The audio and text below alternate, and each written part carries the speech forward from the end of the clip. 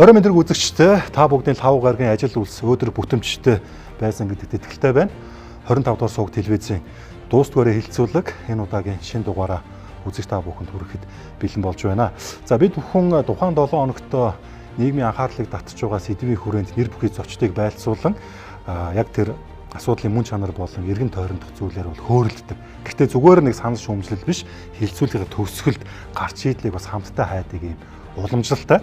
За тэгвэл энэ удаагийн бидний дуустгаарны хилцүүлгийн авсан сэдэв маань за Монголын урлаг тэр дундаа урлагийн шүүмж, урлаг судлал өөрөөр хэлэх юм бол энэ урлаг гэдэг ерөнхий нэг тийм том ертөнц байгаа боловч яг монголчууд шууд болон шууд бусаад нөлөөлж байгаа энэхүү урлагийн салбаруудад юу болоод байгаа юм бэ? Нөгөө талдаа бас манай урлаг маань өөрөө соёлын гэгч яамтай болсон.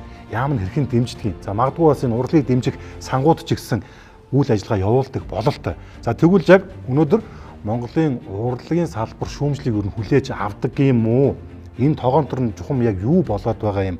Магадгүй үзэх сэрийтэл буюу ард иргэдэд ер нь яг ямар нөлөө үзүүлж байгаа талаар ийхүү 100 гаруй минутын хугацаанд нэр бүхий 4 зочинтой нээлттэйгээр ярилцъя гэсэн юм а.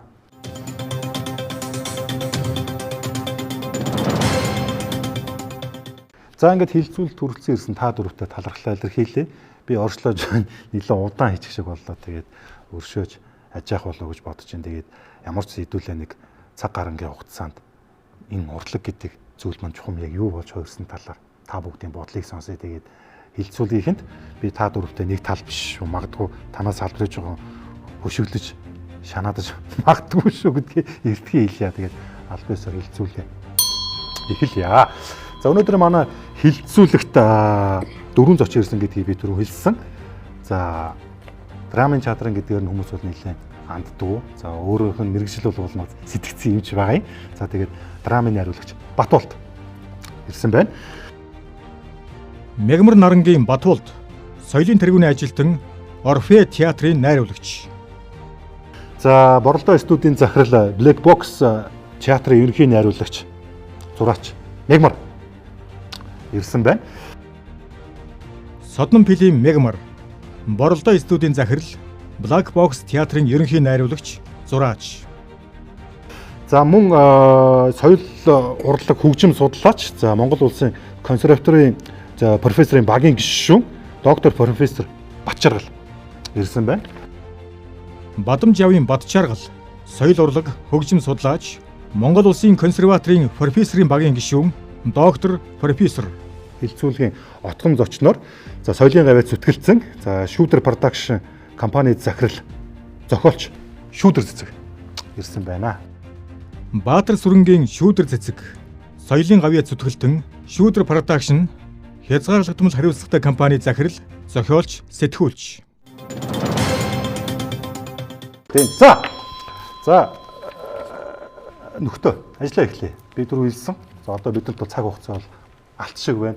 Олон сэдв ярих гэж байгаа. За тэгээд хэдүүлэнгээ яг өнөөдрийн хилцүүлэг уур амьсгал бол мэдээ ийм гоё тухтай намуухан болох болов гэж үзэгч бодож байгаа. Гэхдээ ийм байхгүй гэдгийг бол би түрүү хэлсэн. Ер нь бол ингээд их олон ургалж талаас нь бол ярилцсан байгаа. Монголын урлагийн энэ салбарт ажиллаж байгаа олон мянган хүмүүс байна. Улс ягч байна, хувийнхч байна. За баг хувийнх нь бол илүү жин дарах байх. За тэгэхээр би өнөөдөр яг хилцүүлгийн яг эхний асуулт юун дээр явах гэдэг нэг ихлээр Монголын соёл урлаг ер нь урлаг гэдэг маань энэ зүйл маань соён гээгэрүүлэх нийгмийн өмнө одоо яг алхаж явж байгаа үүргээ ер нь биелүүлж чадж гэнэ үү гэдгийг зүгээр та дөрөв маань хилцүүлгийнхэнд маш богинохон товч тодорхой нэг байр суурь илэрхийлээч л гэж байгаа. За эхлэе. Биднээс одоо 100 жилээр Монгол Ардын намын тэмдэглээд байгаа. Янз бүрийн 100 жилүүд биш. Орчин цагийн ямар нэгэн юм үүсэж хөгжсөн 100 жил. Тэр шиг биднээс 100 жил өөр соёлтой байсан. Социалист соёлтой байсан. Тэр социалист соёл маань өөрчлөгдөд одоо капиталист соёлтой болсон биш биднээс. Тэр лөө орох гэдэг. Нэг болох гэдэг биш амгалангуй зурсан нэг капитализм дээр нэг харагдсан мөртөө хараж идэг зураг байдаг шүү дээ. Бид чи тийм л хийсэн шүү дээ. Нийгэмдэг өтер капитализм дээр хараагаад цаана аз жаргалтай нийгэмд очиод буулчих юм бодоод хараацсан биднээсээ морин мордуудад нэг орсох чүүгээл явуулсан. Тэгсэн чинь харанхуй нүгэнд онцсон. байхгүй. Нөгөө капитализм ч байхгүй, коммунизм ч байхгүй. Тэгээд бид өнөөдөр нөгөө ахтай загнуулсан хэврэл сууж байна. Тэгэхээр энийг дэвшил олж гэхүү эсвэл хар нүхэнд ойдсон түүх гэж хэлв. Бид соёлын хувьд бол өстой бүр үнэхээр ичмээр гэтэл бид бас их азтай. Одоо AI гэдэг мундаг юм гараад ирсэн. Биднээсийн оюун санааг тэр хоцрогдлыг асар хурдтайгаар нөхөж өгч байна. Одоо би зүгээр уцаавал дэлхийн өнөөдөр дэлхийд гайхуулж байгаа дараамын жүжиг гэж орохтол надад маа гэж гаргаад өгч. Гэхдээ энтэй адилхан би нэг шинээр нэг юм зохиол бичих гэсэн юм а дараамын гэдэг ингэнгүүт ингэж бичих үү? Эсвэл ингэх үү? Хоёулаа ярилцъя. Нөгөө нэг соён бүсгийг өөрөө тодорсон гэдэг тий. Өөрөө гэгэрсэн, өөрөө тодорсон. Тэр өөрөө л нэг бий болцсон гэдэг байна шүү дээ. Тэрэн шиг энэ хиймэл оюухан яг өөрөө тодорцсон биднээсийн одоо маш их том туслагч юм а да.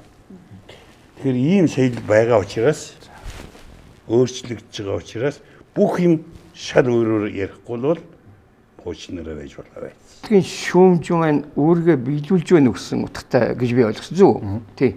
Би бол яг хөгжмийн урлагийн талын шүүмж болцсон үчдэг. Заримдаа бол яг урлаг маань өөрөө нийлмэл урлаг байдаг. Чадвартай холбогдно тийм ээ. Бүжигтэй холбогдно.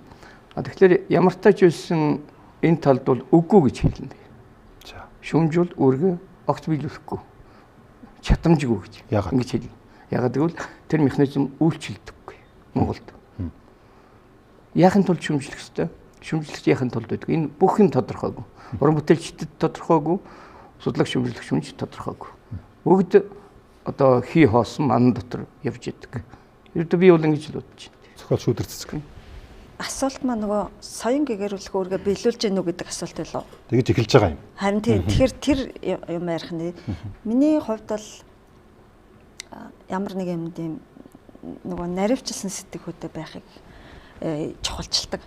Яг нь манай монголчууд ийм өргөн удам нутагт ингээд их талын ингээд сэтгэдэг юм малчин нүүдэлж байгаа ухсаад хүмүүс их ерөнхийлсэн сэтгэлгээтэй байдаг юм шиг санагдтыг. Тэгээд нэлээ юм агуу их эготой ингээд бүх юмыг нэлээ доошоо хийсэн. Тэгээд арай юм барууны ч юм уу арга барилыг харахаар наривчилсан, детальчилсан юмыг ингээд жижигнээс нь авахулж анхаарч тэг хүн юм хийсэн ч гэсэн тэгээд манад бол ингээд монголчууд нэг тийм дандаа бүх юмыг агуу ихээр хардаг их гүрэн байсан ч болохоор тэр юм.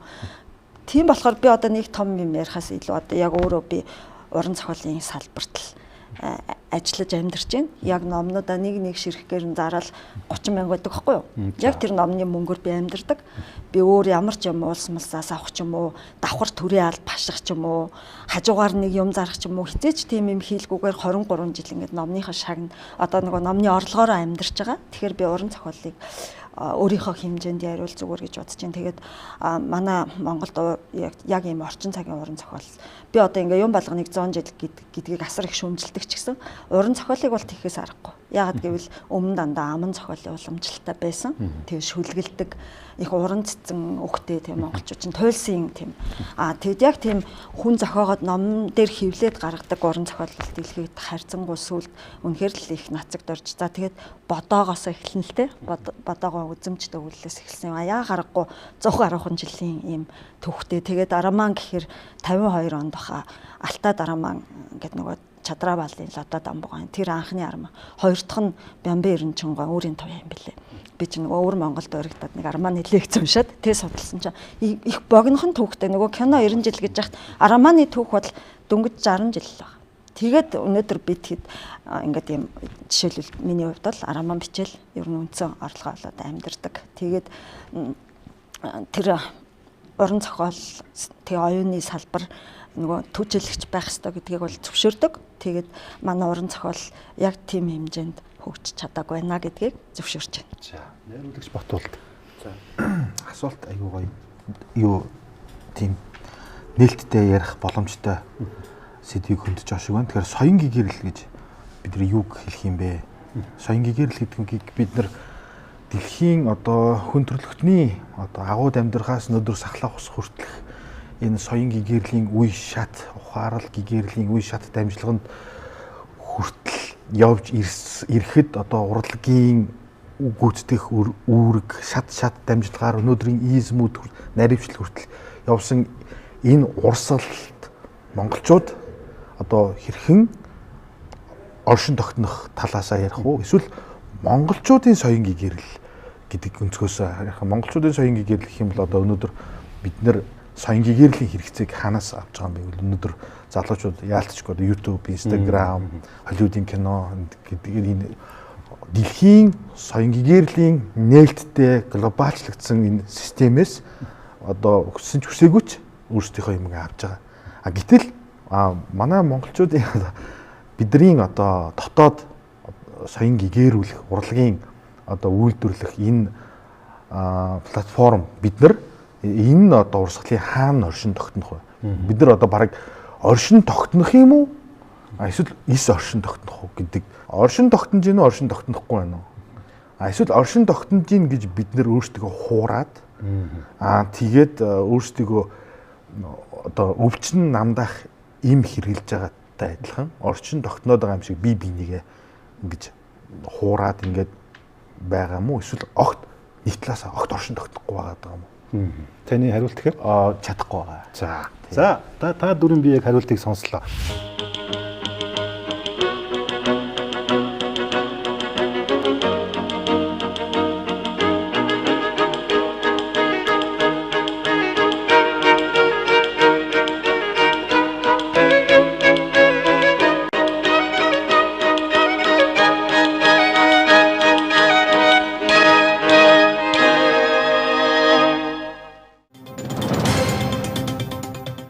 Зүгээр ингэж л асууж байна л да. Тэгээд яагаад орчин цагийн урлагийн салбарын ингээд үзэгч зэрэглээс гэдэг юм уу зүгээр одоо хаамаагүй би сэтгүүлч хүн шүү дээ. Одоо өнөөдөр би нээлттэй хилцүүлгийг явж байна те. Яагаад ийм үг сонсох дургу болцсон юм? Эсвэл урлаг танаа салбарын дотроо л энийгээ ярьд юм уу? Гадагшаа энийгээ ярих дургу байдаг юм уу? Би мэдэхгүй л да. Зүгээр би асууж байгаа шүү. Айгуу найруулагч. Гэхдээ шүүмжлэх юм байхгүй юм чи юу гэр? Юу гэсэн үг юм? Юу гэсэн үг гэж. Юу гэ? Чатанг бодто донслогсон юм юу вэ? Бичих юм юу вэ? Би чи юм хийгээг байгаа шин. Байхгүй юм чи. 2 жүжиг байна, 3 жүжиг байна. 2 3 ном байна. Сүүлийн үед гарч ирсэн. Нэг дээр хөгжим байгаа бох тийм ээ. Тэгээ 3 сая хүн дотор нэгийг шүүн одоо шүүдэр цэцэг намайг шүүнжлээд юм бичих юм бол би тэрэн дунд дай гарч байна. Тэгээд нэг одоо энэ фестивал алж гис тийм ээ. Дуусгана. Бүр одоо тэгээд одоо яттах гихтгээс илүү цаашаа яваад бүр бэлгийн замын өвчтэй гэдэг хэлдэг шин. Тэгэж соёлгүй хүмүүст эрх мэдэл өгснөөс өгөөсөн дээр. Тэгэхээр надад бол хөрхий судлал шүүмжлэл энэ төр бол нэг тийм хөгжөөч юу боллоо. Зүгээр харин одоохондоо нэг 10 20 жилдээ бол үзэгчийг татах, өөрийнхөө хийсэн юмаа үзүүлэх хэмжээнд л ашиглаж байна. Шүүмж судлалыг. За миний л бодлоор яг тэр манай уран зохиолч ингээд жинхэнэ дэлхийгээрээ ингээд Арманыг бүр уншаад мэдээд тэгээд Александр Дюма муума ч бүр айл Девонгор болцсон байхад анхныхаа юм нэг эст нэг амтан гэдэг шиг анхны юм энгийн хэлбэрээр мантай танилцчихсан биз дээ монголчууд тийм монгол уншигч монгол хэлд зохиолж байгаа. Тэгэхээр чин хитрхээ богинохоо хугацаад тэгээд нөгөө талаас хүн амбаг дээрэс нь би бас боддгийн нөгөө суурин иргэншилтэй хүмүүс биш учраас нэг тийм юмыг хилцэх мэтгэлцэх соёл бас их ховор юм уу гэж бодоод байгаа шүү дээ. Тэгээд тэгж сураагүй. Тэгээд нөгөө юмыг ингээд сайнтаа муутаа ингээд мэтгэлцэхээр одоо ч гэсэн заавал урлагийн шүүмж гэлтгүүгээр юмыг ингээд ярилцах гэхэлэр шууд уралдаг эсвэл шууд магтдаг ийм нөгөө хоёр туйлт сэтгэлгээ одоо сэтгцийн эмчээ хажууд одоо сэтгэл зөө сэтгэц ярихаар бас бат бол дэчүүд эйгүй ингээд урд нэг юмаа сайн гिचээд энэ чинь гिचчээ хэр чи өчигдрэл сайлаад өгөх гээд байгаагүй лүү гэж хүртэл хэлдэг. Тэр юм одоо ингээд Монголд Оросыг шүтэх ба Оросыг үзэн ядах гэдэг бас хоёр туйлтай байгаад байгаа байхгүй юу? Гэтэл чи ингээд Оросд сурж исэн миний хувьд гэхэд би ингээд Оросын дарангуулалд байх ах гэхийг бол зөвшөөрдгөө. Гэсэн мөртлөө энэ арт түмэн чинь Европтой хожуу ингэж нөгөө соёлоо хөгжүүлсэн учраас театр, уран зохиол нь агуу штэ. Тэрийг агуу гэхээр шүүдэр цэцэг балаа Оросыг шүтлээ гэж чинь тэгэхээр ингээд юмд ингээд авах гээх те тэгээд одоо тэр шүмж судал гэдэг байгаа юм чинь өөрөө яг тэр мэтгэлцээний соёл дээр тогтох хэрэгтэй байхгүй юу? Би ингээд мягмар ахыг таньдагч таньдгүй ч зүгээр шинээр хийсэн black box-ын жүжиг нь энэ талаас одоо ингээд тавилт нь гоё юм хүртлөө зохиол нь ингээд гадаадын зохиолыг авсан чи ингэчжээ гэдэг аль алийг хэлэхлээр болохгүй эсвэл ёстой black box-ын жүжиг тасарчжээ гэж хэлэх болно эсвэл үдчихэд ингээд юм хэлэх гэж байгаад ирсэн ёстой хог эднийх ийм хогийн юм хийгээд мэгээд ингээд яг судлал шүүмжлэл гэдэг чинь шүүмжил гэдэг үгээр нь хүмүүлэх гэдэг байгаа болохоос судалгаа байхгүй юу? Тэгж хөгжиж ер нь чадсан юм уу? Би бол бас итгэхгүй л байгаа. Нөгөө заавал хуучин юм магтголчаад шүү дээ. Дээр үед мандаг агуу шүүмжлэгч нар байсан гэхлээр миний л мэдгээр Белинский Монгол Белинский байсан гэж би лав хэлж чадахгүй. Энэ шүүмж судлал оршин тогтнох эдийн засгийн үндэс байхгүй. Тэр чинь хийдэг хүн чинь том их сургуулийн профессор үг нь алчиг үнэтэй. Тэр хүн ингээл магтаал хилцэн л бол тэр урлагт цойлоо явдаг байхгүй юу? Монголд ямар ч эдийн засгийн үндэслэлгүй шүүмжлэгчид чинь дургүй хүнээ нядлах тэгээд архины найзуудаа магтах ийм хэмжээнд л байгаа. За та өтөр ч олон байсан бэлтлээ те. За хөгжим судлалыг бол 1935 онд одоо шүүмж судлалыг үүссэн гэж үздэг. Энэ бол тогтсон. Яг 90 жилийн өмнө. 90 жилийн ой болж байгаа юм шиг. Тий. Магсар хурцын дугуйж бол Монгол дуу хөгжмийг хэрхэн мандуулах вэ гэдэг үндэсний соёлын замд бичсэн бүтээлийг одоо өгүүлэлийг анхных гэж үздэг тий. За ингээд 90 жилийн нүүр үзэж. За тэгэхээр бид нэр 90 он хүртэл бол социалист реализм гэдэг урлагийг бүтээж ирсэн. За. Тий. Тэрний яадаг вэ гэхээр социалист нийгмийн хэв шинжит дөөрөө за нэг намын үзэл сурталыг сахин хамгаалах одоо хилийн харуулын үүргийг хөгжим шүүмжлэгч буюу урлаг шүүмжлэгч түлээдэг байсан тийм. Хамт олныг хүмүүжүүл. Тэг яг нийгмиг л дээ ард түмнийг гэсэн үг. Ард түм гэж ярьдаг байсан тийм. За тэгэнгүүт 90 онд бид нэр арчсан хувьсгалтаа золголоо. За ингэнгүүт бид нэр цаашид яах вэ шүүм судлалын өмнө гэдэг концепт гэдэг гадаад үг байна тийм ээ. Үндсэн хууль гэдэг юм уу, эрмэлзэх зүйл гэдэг юм уу тэрийгэ тогтоож чадаагүй. Өнөөдөр 35 жил үндсэндээ бид энийгээ тогтоож чадаагүй явж байгаа. Энд хамгийн гол асуудал байгаа. Тийм учраас шинээр бид нэр шүүмж судлал, уран бүтээлчийн хоорондын гурвалжин харилцаагаа бид нэр яах ёстой вэ гэдэгт хариулт өгч чадаагүй. Монголын урлагт ялангуяа хаасайгүй одоо нэг ийм ойлголт томьёол одоо гарч ирж байгаа. Энэ бол дилентализм гэдэг ойлголт. Дилентализм гэдэг нь юу вэ гэхээр одоо орсоор орчуулбал любитель буюу сонирхогч. Дилетант гэдэг үг. Дилетант гэдэг үгнээс гаралтай. Энэ бол тэгэхээр юу вэ гэхээр урлагт асар хүчтэй хайртай. Үнэхээр чин сэтгэлээсээ одоо урлаг хийхийг хүсээд тэрийг хийхийг хүсдэг. Үнэхээр чин сэтгэлээс сонирхоод тийм хүн. Тэр нь тэгээд урлагаа хийдэг. Агчгүй мэргэжлийн бус. Мэргэжлийн бус. Мэргэжлийн бус гэдэг нь юугаараа яаж гэхээр мэргэжлийн бус гэдэг гэхээр яг тэр одоо сая хүн төрөлхтний соёнгийн гэрэлчин өөрийн гэсэн одоо платформ томьёолоор яваад их урлаг хүртэл одоо театрын урлаг хүртэл Лобби де Вега тэр 7-800 жилийн өмнөөс ингээд өөрийн гэсэн томьёол хүн төрөлхтний соёнгийн гэрэлт энэ өнцгөөсөө хурж очиж үйлчлэнэ. Ингээд чиглэлээ гаргацсан. Энэ дотроо цаашаага одоо найруулагчийн нарийн мэргэжил гэдэг чинь одоо энд бүр ингээд судлагдах хүн одоо хийгдээд ном, зүй, методик боловсруулад тэгээд манай одоо төгссөн одоо сургууль 140 жилийн түүхтэй 150 жилийн түүхтэй сургууль баг. Тэгээд зөвхөн найруулагч бэлтгэж юм. Одоо энэ шиг одоо зураач өөр одоо удирдаач ч юм уу те гих мэд ингээд энэ өөрөө мэргэжлийн гэдэг ойлголт одоо явж ирсэн. Сүүлийн үед одоо яаж юм гэхээр энэ сонирхогч чих болсон баг. Сонирхогч болсон. Нэгхээр жишээ нь би найруулагч яагаад байж болохгүй гэж. Би яагаад зохиолч байж болохгүй гэж. Би яагаад одоо юу байж болох жүжигч юм байж. Би яагаад ингэж. Тэгээд өөр мэргэжлийн байсан хамаагүй зүгээр өөрийнхөө хүсэл сонирхол авьяасыг дагаад тэр одоо мэргэжлийг одоо тэр одоо юг хүслээр хийдэг. Энэ явдал бол Монголоос гадна цөөнгөө дандаа байнга ингэж үүсдэг. Эндээс нэг аюул болохоор сонирхогчийн урлаг гэдэг ийм хүчтэй гарч ирж байгаа. Би дахиад панч хийж байгаа шүү танаас салбарлуу тий. Шүүмж гэдэг энэ хүү ухагтун гэх юм уу? За салбар ихэ болчих л да зүгээр яг энэ зүйлийг бол урлагийнхаа өөртөө үгүй хийж байгаа. Би жишээ хэлье. Энд одоо киноны хүн сууж байна. Сүүлийн үед киноны уран бүтээлч нээлттэй ихтэй зориудаар тэр үзэг тасалбараа ингээд өөрийгөө таньдаг ч гэдэг юм уу? Эсвэл одоо энэ Facebook, Twitter дээр бичдэг хүмүүс зориудаар өгдөг, биелгэлдэг.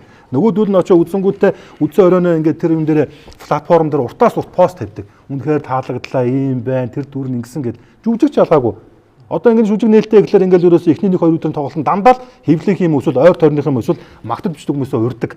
Тэн дээр ингээд харахаар 100% бичсэн байлаа гэж харахад бол тэр шүүмж биш зүгээр нэг магтаал юм уу эсвэл ингээд нэг хоёр сайн найз бие биендээ урам хайрлаж байгаа юм болдог. Хавар намрын номын баяр байна. Өөрөөр хэлэх юм бол нэг хэдэн нэр бүх хүмүүс байгаа. Ерөөсөө л энэ шинэ ном гаргасан хүмүүс асар дээр очиод номын бэлгэнд авдаг. Хэрвээ өгөхгүй бол тэр ингээд шүүмлээ бичдэг. Объектив, субъектив байдлаар ингэж дайрдаг. Одоо танаа хөгжмийн салбар байна. Адаглаад нэг CD юм уу нэг пянз гаргалаа гэхэд заавал тэрийг ингээд нэг тийм магтуулж тэр нь одоо хүлээн зөвшөөрөгдөг. Дэлгүүрүүдээр зарагддаг. Чаавс бараг 100 пянз гарлаа гэд талаас илүү бэлгэнд өгдөг гэж би сонссон шүү дээ.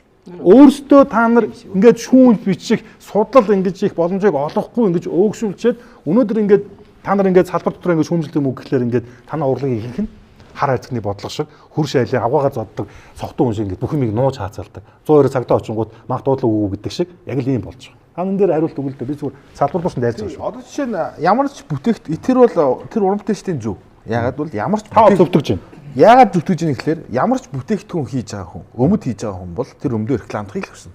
Тэр бүтээгдэхүүн мэрэгжлийн бус байх тэр бол одоо бүр дараагийн асуудал гэж байна. Хамгийн гол нь энэ нэг хийцэн юм хүнд түгээгээд тэгээд зарахын тулд одоо бүгд л магтуулахыг хүсдэг. Тэгэл магтуулах гал за энийг ингээд өгөөч, тэгээд өгөөч гэл.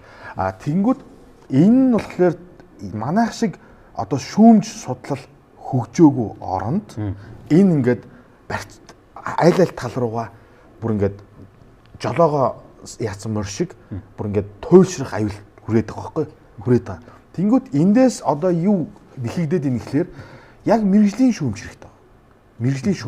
Мэрэгжлийн шүүмж судлал эндээс та нар туйлшрал гэж ингэж байна. Одоо яг өөрөө чинь хэлж байгаа нэмзэглэлийг тэр хамгийн гол нь цэг тавих гол чинь мэрэгжлийн урлагийнхаа одоо үүднээс мэрэгжлийн шүүмж заавал байх хэрэгтэй. Тэр цэг тавьж явах шаардлага гарч ирж байгаа байхгүй. Тэгэхээр урлаг бол бизнес биш юм гэдгийг нөгөө талд нь бас зогсох юм яах те. Нөгөө талаас урлаг бизнес учраас тэр шүүмж тэр урлагийн одоо өндөр хүлээлтэнд нийцхийн тулд өөрсдөө хөгжих ёстой урлагийнхаа. Нөгөө талаас шүүмжийнх нь хатуу өнцгөө барих ёстой. Энэ дундаас үзэгчд хөгжих ёстой гол. Үзэгчд бас хөгжөөд. Би түрүүн хөндөдсөн тэр уламжлалтай холбоотой л гэж бодоод байна. Дөнгөж 52 онд анхныхаа монгол хүний монгол хэлээр бичсэн арманыг уншсан. Тэгээ тэр үед хүмүүс чинь бүгдээрээ л гоё юм байна гэж л хүлээж авах үз тийм л уншигчдээсэн. За тэгээд ер нь өөрийнхөө энэ номын салбарт цэвэр уран зохиол биш номын салбарыг ярихаар ч гэсэн бид нөгөө үндэстэн бахархал хэрэгтэй л дээ. Тэгээд нэг өөрсдөө хөөргсөн талаас нь илүү их яриад байдгийг. Одоо ингээл ном судраа 9 эрдэнээр биччихээд өөрсдөө хөдсөндөө илүү өмсдөг байсан гэл. За тэгээд эн чинь хоёр талтай байхгүй юу? Ингээд үнэхээр судраа ингээд 9 эрдэнээр биччихсэн боловч тэр нь ингээд дэлхийн нийт шиг ингээд нийтийн номын сан байсангүй. Тэр 9 эрдэнээр бичсэн номыг дуудлага худалдаагаар зарж ийсэнгүү, худалдаж авч ийсэнгүү, намайг мөнгө гэдэг яриад байна гэж бодох вэ? Хүн мөнгөөр авсан юм үн цэнтэй байдаг байхгүй юу? Номын худалдаа ч өөрөө ингээд дундад зуунаас ахуулаад хөгжсөн. Одоо ингээд Фёдор Достоевский гэгт чинь өөрийнхөө тухайн үедээ хамгийн их өөр ширтэй тэгээд тэр үедээ баг үнэлэгддэг өнөө үеийнхэн үнэлдэг юм зохиолч шүү дээ. Тэгээд Достоевскийн намтрыг одоо 2 дахь гэргийнхэн дурсамжийг би уншижсэн. Тэгсэн чинь тэр үед л Оросд тэр 19-р зуунд тэр зах зээл, тэр мөнгө ба ном гэдэг чинь өөрөө ингээд тогтолцоо нь үүссэн. Орос ч өөрөө Европоос хоцрогдсон байхгүй юу? Тэгээ баруун Европоос хоцрогдсон л. Тэгэхэд дандаа нөгөө паблишинг компани буюу хэвлэн нийтлэгч ирээл Достоевскийтэй ярихаар манай хүн чинь түрүүчийн өрөндөө ингээд баригдаад бичээгүй зохиолоод тухайлбал Мүрийчин гэдгийгаа ингээд худалдсан. Достоевский гэдэг нэр, Мөричин гэдэг нэр хоёрыг ингээд худалдсан. Ингээд ингэж оршин тогтнож ирсэн. Тэгэхээр чин тэрнтэйгээ хамт тэр шүүмж судлаач нар чин тэр Белинский чинь Октябрийн хувьсгалаас өмнө байсан хүмүүс шүү дээ. Тэр үед монголчууд яаж ийсэн? Судраа ингээд тэр алт эрдэнсээрээ бичээд баримтгалчаад тэрийг гэрээ тойроод явж исэн болохоос тэрийгэ задалж уншаад эн чин сайн томонтаг гэдэг соёл нь өөрөө байгаагүй. Тэгэхээр манай ард түмэнд дэвшилтэд ч юм байна. Үнэхээр дэлхийгээс хоцорсоор одоо ч хоцроод явж байгаа юм байна. Тэгээд тийм уншдаг ард түмэн байгаагүй. Судраа шүтдэг л ард түмэн байсан. Тэрийг хідэн лам нар юм уу ганц нэг соён гэгэрүүлэх цогтойч шиг хүмүүс цогтойж ээж мад яхтан гэдэг нь бас бичиг үсгтэй юм битээ. Тэгэхээр ерөөсөө унших соёл тэр нь эдийн засагт ингэж тэр номыг худалдаж авах, номыг хэвлэн нийтэлдэг хүмүүс гэж байгаагүй болохоор шүүмж гэдэг чинь өөрөө бас л ялах ногоо шиг байж байгаа дахиад өсөж хөгжихөө болцсон. Тэгээд өнөөдөр манай уран зохиолд ерөөсөө жинхэнэ ийм судалгааны шүүмж гэдэг нь ерөөсөө байхгүй би түрүүн хэлсэн дургу нэг зохиолчийг намнах хэрэгсэл өөрийнхөө архины найзуудыг ерөөсөө ном нь хэвлэгдэхээс өмнө магтдаг. Одоо бүр нэрийг хэлээд яг нэг том эрэгтэй зохиолчийн роман нөгөө шүүмжтэйгээ хамт хэвлэгдэж байгаа юм чинь би бүр хангаагаад тэгээд өмнөх үг нь шүүмж Монголын хамгийн том шүүмжлэгч найзынхаа номыг хэвлэгдэхээс өмнө уншаад бүр 100% магтцсан. Түрүүний одоо хөтлөгчийн хэлдэг тэр шинэ кино жүжигэн дээр магтдаг гэдэг чинь шүүмж биш байхгүй юу? Маркетинг шүү дээ. Тэр чинь тусдаа асуудал байхгүй юу? Одоо шүүмж энэ гарч өгөөд тэр пост хийгээд л шүү. Тэр нь тэгэл сэтгэгдэл, ревю бүгд дотроо бол нөгөө жанр байгаа байхгүй юу? Шүүмжэд чинь.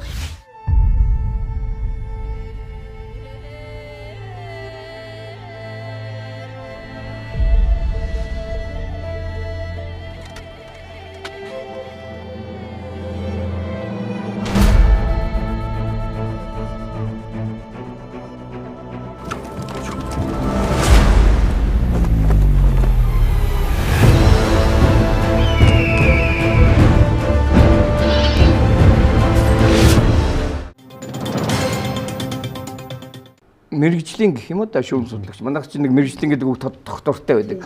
Тэгэхээр би ганцаар юм шиг байна гэж ойлголоо тийм. Тэгэхээр шүүм судлаг хэн хийх өгөөд эрхтэй өгөөд энэ яадаг мэргэжлөө гэдгийг бас ойлгох хэрэгтэй шүү. 5 жил бид нар бол зөвлөлтийн үед консультор боловсроод 1 жилийн туршид 3 кредит өнөөдрийн жишгээр бол бид нар цэвэр шүүмж судлалын хичээл үзээд тэгээд зөвлөлтийн мэргэжлийн 3 сэтгүүлд одоо шүүмжийг хэвлүүлж бид нар тэр цолыг авч ирсэн.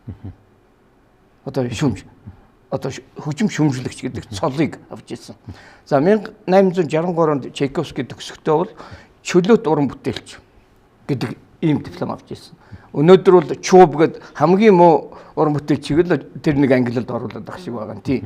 Тэгтэл Оросын цагаан хаан тэгж нэрлэж ирсэн. За энэ бол мэрэгжил юм нэгдүгээрт. Хоёрт түрүүн цохиулгалаа шүдэр цэцэг. Энд чинь өөрөө маш олон төрөл зүйлтэй. Мэдээнээс ихсүүлэл яг ерөнхий сэтгүүл зүйтэй төстэй тойм гэдэг юм уу тийм ээ одоо шүүмжлэлт шүүмж гэдэг юм ингээд. За энэ болгонд төрөл зүйл болгоноор бид нэр сурч ийж энэ мэргэжлээ гэж юмсан баггүй юу тийм. Шүүмж гэдэг яг за энийг одоо шүүмж гэхэр одоо ингээд мяалах муулах гэж хүмүүс ойлгоод байна л та. Гэтэл энэ чинь яг нөгөө талд бол арай өөр юм явж байгаа. Хилэлцгэл гэж суудахтай. За тэгвэл за хилэлцгээ хэлчихье. За шүүмж хилэлц буюу нэгэн зоос нэг тал. Нөгөө талд нь яг мөнгөл байгаад байна л та. Өөрөөр хэлэх юм бол бид ядуу улс учраас энэ шүүмж хөгжихгүй байна уу? Эсвэл урлаг өөрөө мөнгөгүйгээр оршин тогтох боломжгүй учраас шүүмж нь өөрөө яг тэр урлагаа дагаад ингээд өсөн боож одоо ингээд хөтөлцөөж явж чадахгүй юм. Аль аль хүчин зүйл нөлөөлнө. Тэгэхээр хамгийн гол нь бол мэргэжлийн босгоо. Яг л мэргэжлийн шүүмж өнөөдөр мэргэжлийн шүүмжлэгч байхгүй байна. Мэргэжлийн шүүмжлэгч гэдэг чинь их өнөөдрийн урлагтад нийцэх үз. Өнөөдөр урлаг өөрөө глобалчлагдсан учраас нийсч очоод тэнд очиж тэрийг үзээд тэнд очиж энийг үзээд тэр шүүмжлэгчдийн одоо том сэтгүүлүүд дээр өөрийнхөө юуг ярилцлагыг тавиад тэр хурлаар нь ороод тэгээд энэ их урлагийн одоо урсгал глобал урсгал дээр яг чиг баримжаан дээр нь өөрөө байгаад тэн дээр гарын үсэг зурах том амбицтай шүүмж одоо бичигч хэрэгтэй байхгүй. Тэрнээс өнөөдөр бол одоо жишээ нь амар муулаад эсвэл амар магтаал эсвэл жүжиг үзэл одоо жишээ нь айгүй сонирхолтой байлаа эсвэл сонирхолгүй байлаа. Энэ бол шүүмжийн одоо критерий биш шүү дээ. Би уйлаа, би тэрэнд инээлээ. Энэ бол сонир биш. Шүүмжлэгчд байхгүй байгаа нь тэгээд үзэгчдийн буруу юм уу? Эсвэл яг тогоонд нөгөө урлагийн та нар ерөөсөө урлаг нь өөрөө байхгүй ч хаанаас Та байн бай хэлдэг юм аа. бид механизмд асуудал байна гэж байна шүү дээ. Механизмд асуудал байна. Энэ харилцаа чинь нийгмийн харилцаа чинь урлаг тойрсон нийгмийн харилцаа чинь буруу тогтолцоотой буюу тогтолцоо нь угаасаа тодорхойгүй байна. Зохиол гэдэг бол бүтээгдэхүүн. Бүтээгдэхүүнийг сурталчлах ёстой, хүртэх ёстой хэрэглэх хүн ард түмэн бай гэж бодъё. Тэнгүүд холбодог, сурталчилдаг хүн шүүмжлэх. Энэ механизм ажилтдаг гэж би санаагаа хэлээд байгаа шүү. Бүр муу тогтолцоо байвал яав. Шүүмж өгүүлэгдэхгүй тогтолцоо байвал бүр аюултай байхгүй.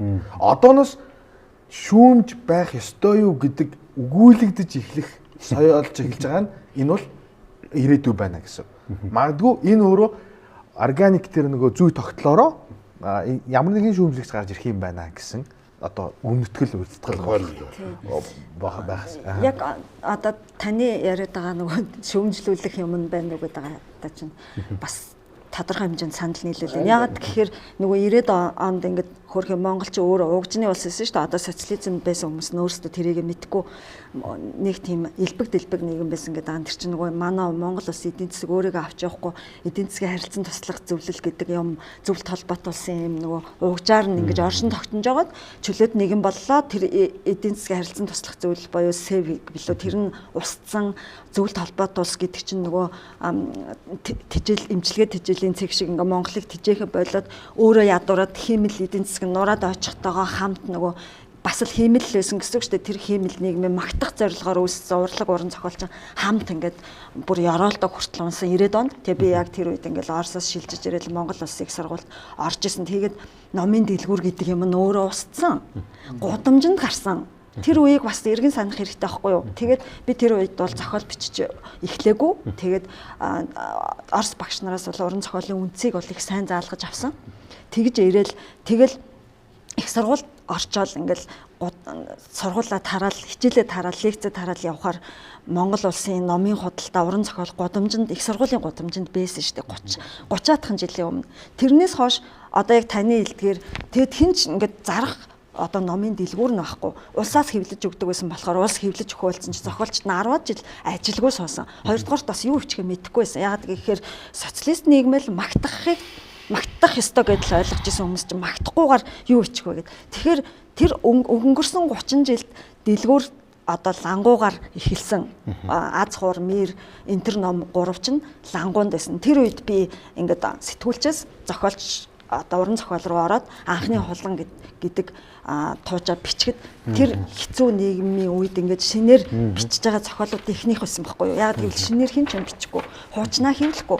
Тэгээд нөгөө дараа номын дэлгүүр чинь лангуу биш байшинтай боллоо. Энд чинь нэг юм шат дараалтай яваад байгааз тэгээд тэр хүн өөрөө хөвлүүлэх хэрэгтэй байна гэдгээ ухамсарлсан тий. Тэгээд ингэж эхлэхэр чинь нэг зах зээлийн үед соёолсон байгаа үстэй нөгөө дээгүүр нь ардын зураач амгалангойн зураг лөө хараагаад гарсан тэр нөхрөөгөө өөртөө буцаж орлооч нөхөх гэж бид нарт ойлгуулжсэн л да. Капитализмын ангал гэж. Ангал руугаа буцаад очсон. Тэгээд капиталист нийгэмд энэ урлагч нь бас шинээр хөл дээрээ дэмжигнэж байгаа байхгүй. Тэгээд яг хэнийг шүмжлэх ингээл эхэлж исэн баг л та. Тэгээ одоо бол нөгөө яг эдийн засгийн суурь нь бүрдчихээр л хүмүүс бичээд эхэлж байгаа байхгүй юу? Зардаг дэлгүүртэй, хэвлдэг газартай. Тэгэл одоо л уул энэ сайн хөгжих хэрэгтэй. Гэхдээ яг гадаадын өндөр одоо тийм үнэлгээтэй сургууль төгссөн одоо шүүмж судлаачид нь Монголын энэ юмда бичихгүй байна. Уул нь хэдэн эмэгтэй байгаа юм лээ. За Монголдо нарийн технологиор боловсруулсан шинэхүүрийн кофе болох гэт бидэнтэй хамтарч ажиллаж байна. За манай дуустхээрэн дээр бол машинаас хойрлуулсан байгаа. Тэгээд маш богино хугацаанд амттай американо эспрессог бол гаргаж болдог. За технологийн хувьд бол ердөө л нэг 2-3 минутын дотор бол ингээд бүтэн аяг кофе бол гарцах жишээний. Тэгээд манай хилцүүлгийн зочид бол халуун кофег бол яг энэ шинэ үрийн дэсээ ингээд уух боломж нь ингээд бүрдэж байгаа. За тэгээд манай энэ гэт кофег бол СЭУ-гийн бүх сүлжээ салбарууд бол та бүхэн яг шинэхэн халуунаар нь бол уух боломжтой шүү. За одоо та бүхэн харж байна. Маш богино хугацаанд ерөөсөө нэг 2 минут 30 секундын дотор л ингээд шинэ кофе маань гар дээр ирчиж байна. Баярлалаа. Гэт кофе хамтран ажилласан СЭУ.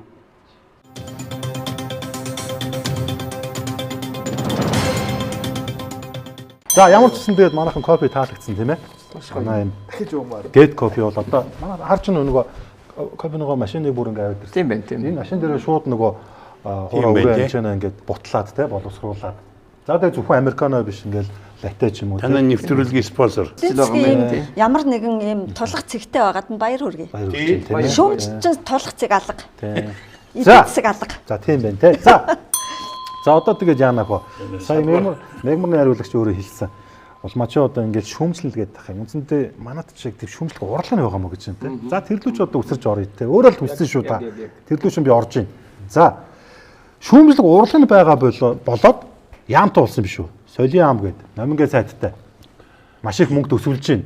Сая энэ 25 оны төсөв батлах чахт бол энэ хэд хэдэн аймагчин соёлын төв байрна гэдэл те. Кино үзэр үйлчлэгээ явуулна гэдэл олон 10 тэрбум байв. За вау соёлын ваучер гэдэг те. Соёлын довтлогоо гэдэг те. Явсан. Тэгэхээр бид ярьж шүүмжлэх урлагтай байгаа учраас яам байгаа. Тэм ч учраас энэ сайд нь энэ хүний санаанд багтамг нь олон 10 тэрбум төгрөгийг төсөв суулгуулсан юм шүү. Яам бидэнд яг хэрэг дээрээ бараг хэрэггүй. Бүр садаа болж байгаа шүү дээ. Бүр үнэндээ хэрэггүй байсан юм байл. Тэгтээ би яамаар анх байгуулагчныхын дараа киноны хуулийг гаргах чагт нь нийлээ оролцсон. Шүүдэр мэдэн те нийлээ оролцсон. Тэгсэн чинь одоо эргээ харсан чинь ердөө биднийг авчиж ингэж объект болгож суулгаад хүн ингээ харахад тэр мегмар гэдэг хүн байна, тэр тийм хүн байна, ийм хүн байна. Тэндэг бас нэг киноны хүмүүс харагдаад ш. Одоо энэ болох нэ гэж бод. Яг хэрэг дээрээ тэднээс яг өөрснийхөө бодсноор л хийсэн. Сахил үртэй шалд орсон гэж байгаа юм уу? Тийм, сахил үртэй. Авах юм байхгүй. Одоо бүр гай болж байна. Яам. Сайдтайгаа хоёулаа. Яана. Би маргааш юу та нартай цуг шүүхтэл очих юм да яа. Яагаад тэр хорон зэн гэдэг нэг гişүн болдог охин байгаа. Гişүн болдог дөлгөөн. Тий, тэр хорон зэнлхүү тэр үсмсээ хайж шийдэж тэр үгүй тэрний тэр юмд хандж байгаа хандлага юмар. Үгүй тэр нэг гото тэгэд бас яамыг хувьчлаад авсан юм шиг байх юм. Хоёр сонгуул өнгөрөхөд бүх хүмүүс нь байгалах юм. Тэгээ ажил хийж чадахгүй. Соёлын яам чинь номин гэдэг хүний хувийн гачууртын салбар болчихлоо шүү дээ. Манай төрчин. Хоёр хууль гаргасан. За бидэнд хэрэгтэй. Яаманд одоо урлагийнханд киноны хууль, соёлын ямар үйлчлэлийн хууль. Бүтээлч үйлдвэрлэлийн хууль. Бүтээлч үйлдвэрлэлийн хууль. Энэ хоёр бол яг хэрэг дээр зөв гаргасан бол хэрэгтэй л хууль байсан. Гэтэл гаргасных нь маргааш нь сөхөөд үтсэн чинь өөр хууль болсон байсан. Журмаар хууль давсан журам гаргасан байгаа байхгүй. Хуулийн дээр бичсэн байна. Урлагийн зөвлөгийн тэргүүнийг сонгохдоо нөгөө яг нэг хоорондоо уралддаг чинь конкурсын маягаар тэгээд олон хүний бүрэлдэхүүнтэй ил тод сонгоно. Тэгсэн чинь тэр нь байхгүй кино урлагийн зөвлөлийн дараа шууд сонгогддог болсон. Сайд мэддэг болсон. Гэтэл тэрний цаана байгаа тэр их мөнгө төгрөгийг шууд зарцуулах хэрэгтэй болчихж байгаа байхгүй. Тэр киноны дөрөөсөө падгүй болсон. Нэг хоёр дугаарт одоо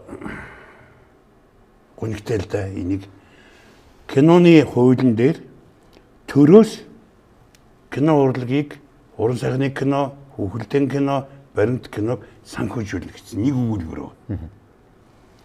Тэр төрөөс уран сайхны кино санхүүжүүлнэ гэдэг дээр 7 бурхан харуулдаг. Юу үлээ нэг мөнхөтэй хийдэг. Типа тим кинонууд удахгүй орж ирнэ. Ороод эхэлсэн шүү дээ. Төрөөс гэдэг маань хий. Эрх хөрсөн намлахгүй. Зя. Энэ бол зүгээр л ерөөсөө албан ёсоор хуультай болсон кино урлагийг энэ дэмжигсэн тэр чинь дандаа баруун замаар явсан. Би өөр энэ хууль дээр суусан. Дараа нь эргээд тэр хуулийг таниагүй. Баццэг гэж нэг хуульч өгөн байсан. Бүрэн дам буруулж байгаа. Одоо саяхан нэг засгийн газраас ярьсандаа нэг тэр хууль давсан журмуудыг зэгцэлнэ. Тэрний дагуу томилогдсон хүмүүсийг бүгдээрээ юу түр тавигдсан хүмүүс. Өнөөдрийг хүртэл амьдарч байгаа. Тэр яман дотор ер нь мэдгүй. За нэг иймэрхүү байдал. За би асууж байгаа шүү. За та 4 манаас хариулаарай. Зүгээр кинонд л жишээ авч байгаа шүү. Энэ 2 жилийн өмнө найруулагч зол жаргалын баава болгосон гэдэг кино нээлттэй хийсэн л дээ.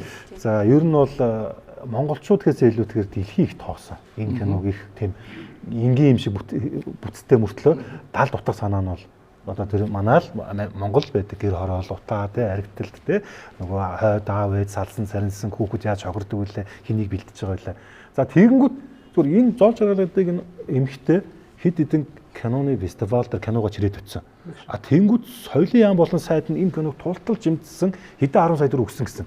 Гэтэл энэ найруулагч маань өөрөө төд удалгүй соёлын яамнаас дэмжсэн юм бол маш бага байсан. Харин ч хааж боож исэн. Зарим фестивал бодохоор явуулаагүй гэж хэлж байгаа. Явуулаагүй. За тэгээд хүн одоо пүүс компани гэдэг юм уу сайн санаад иргэдийн одоо хандив ингээ хандив дэмжээр ингээд хэд хэдэн фестивалд очиж шагналаа гардаж авсан байдаг.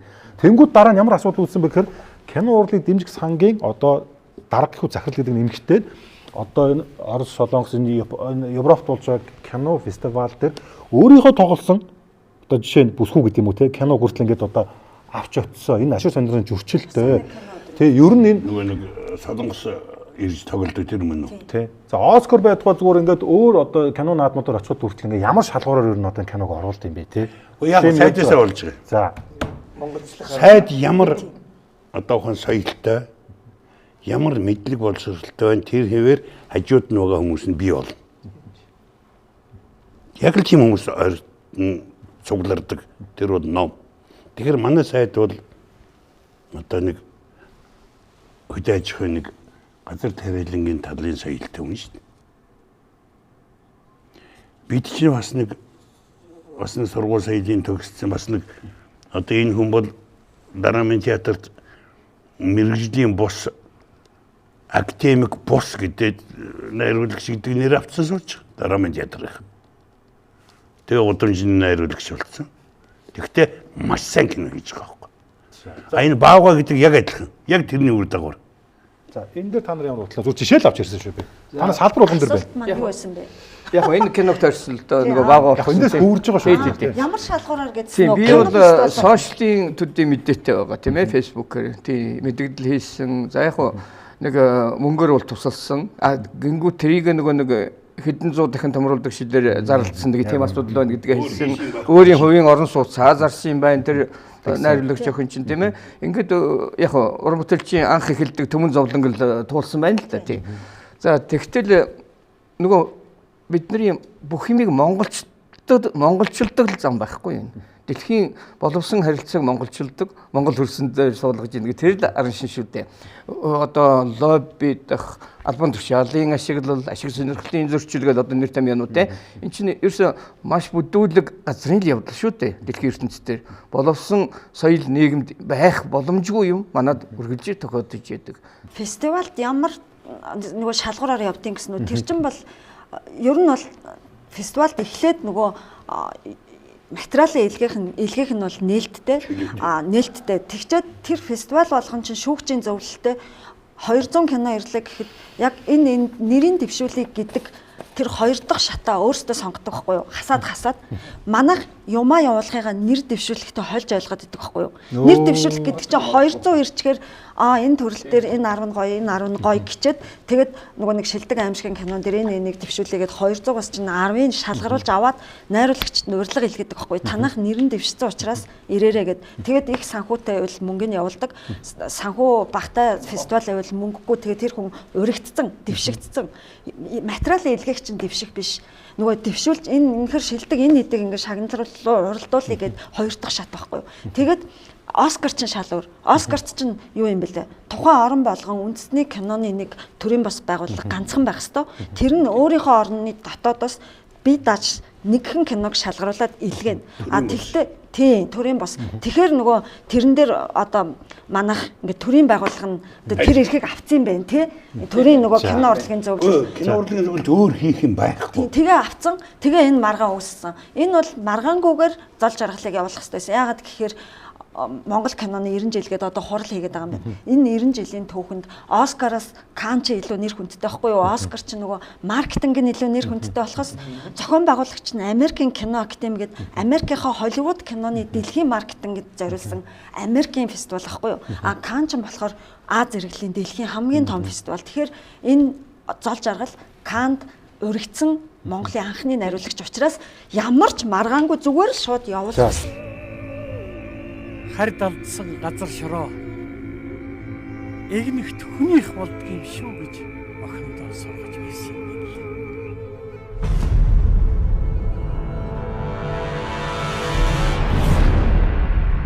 Цэвэн аралдан гэж нэг зол бусаг өдрөөс өдөрт өсөн торинж байгаа гэдгийг та нар мартаагүй яаж.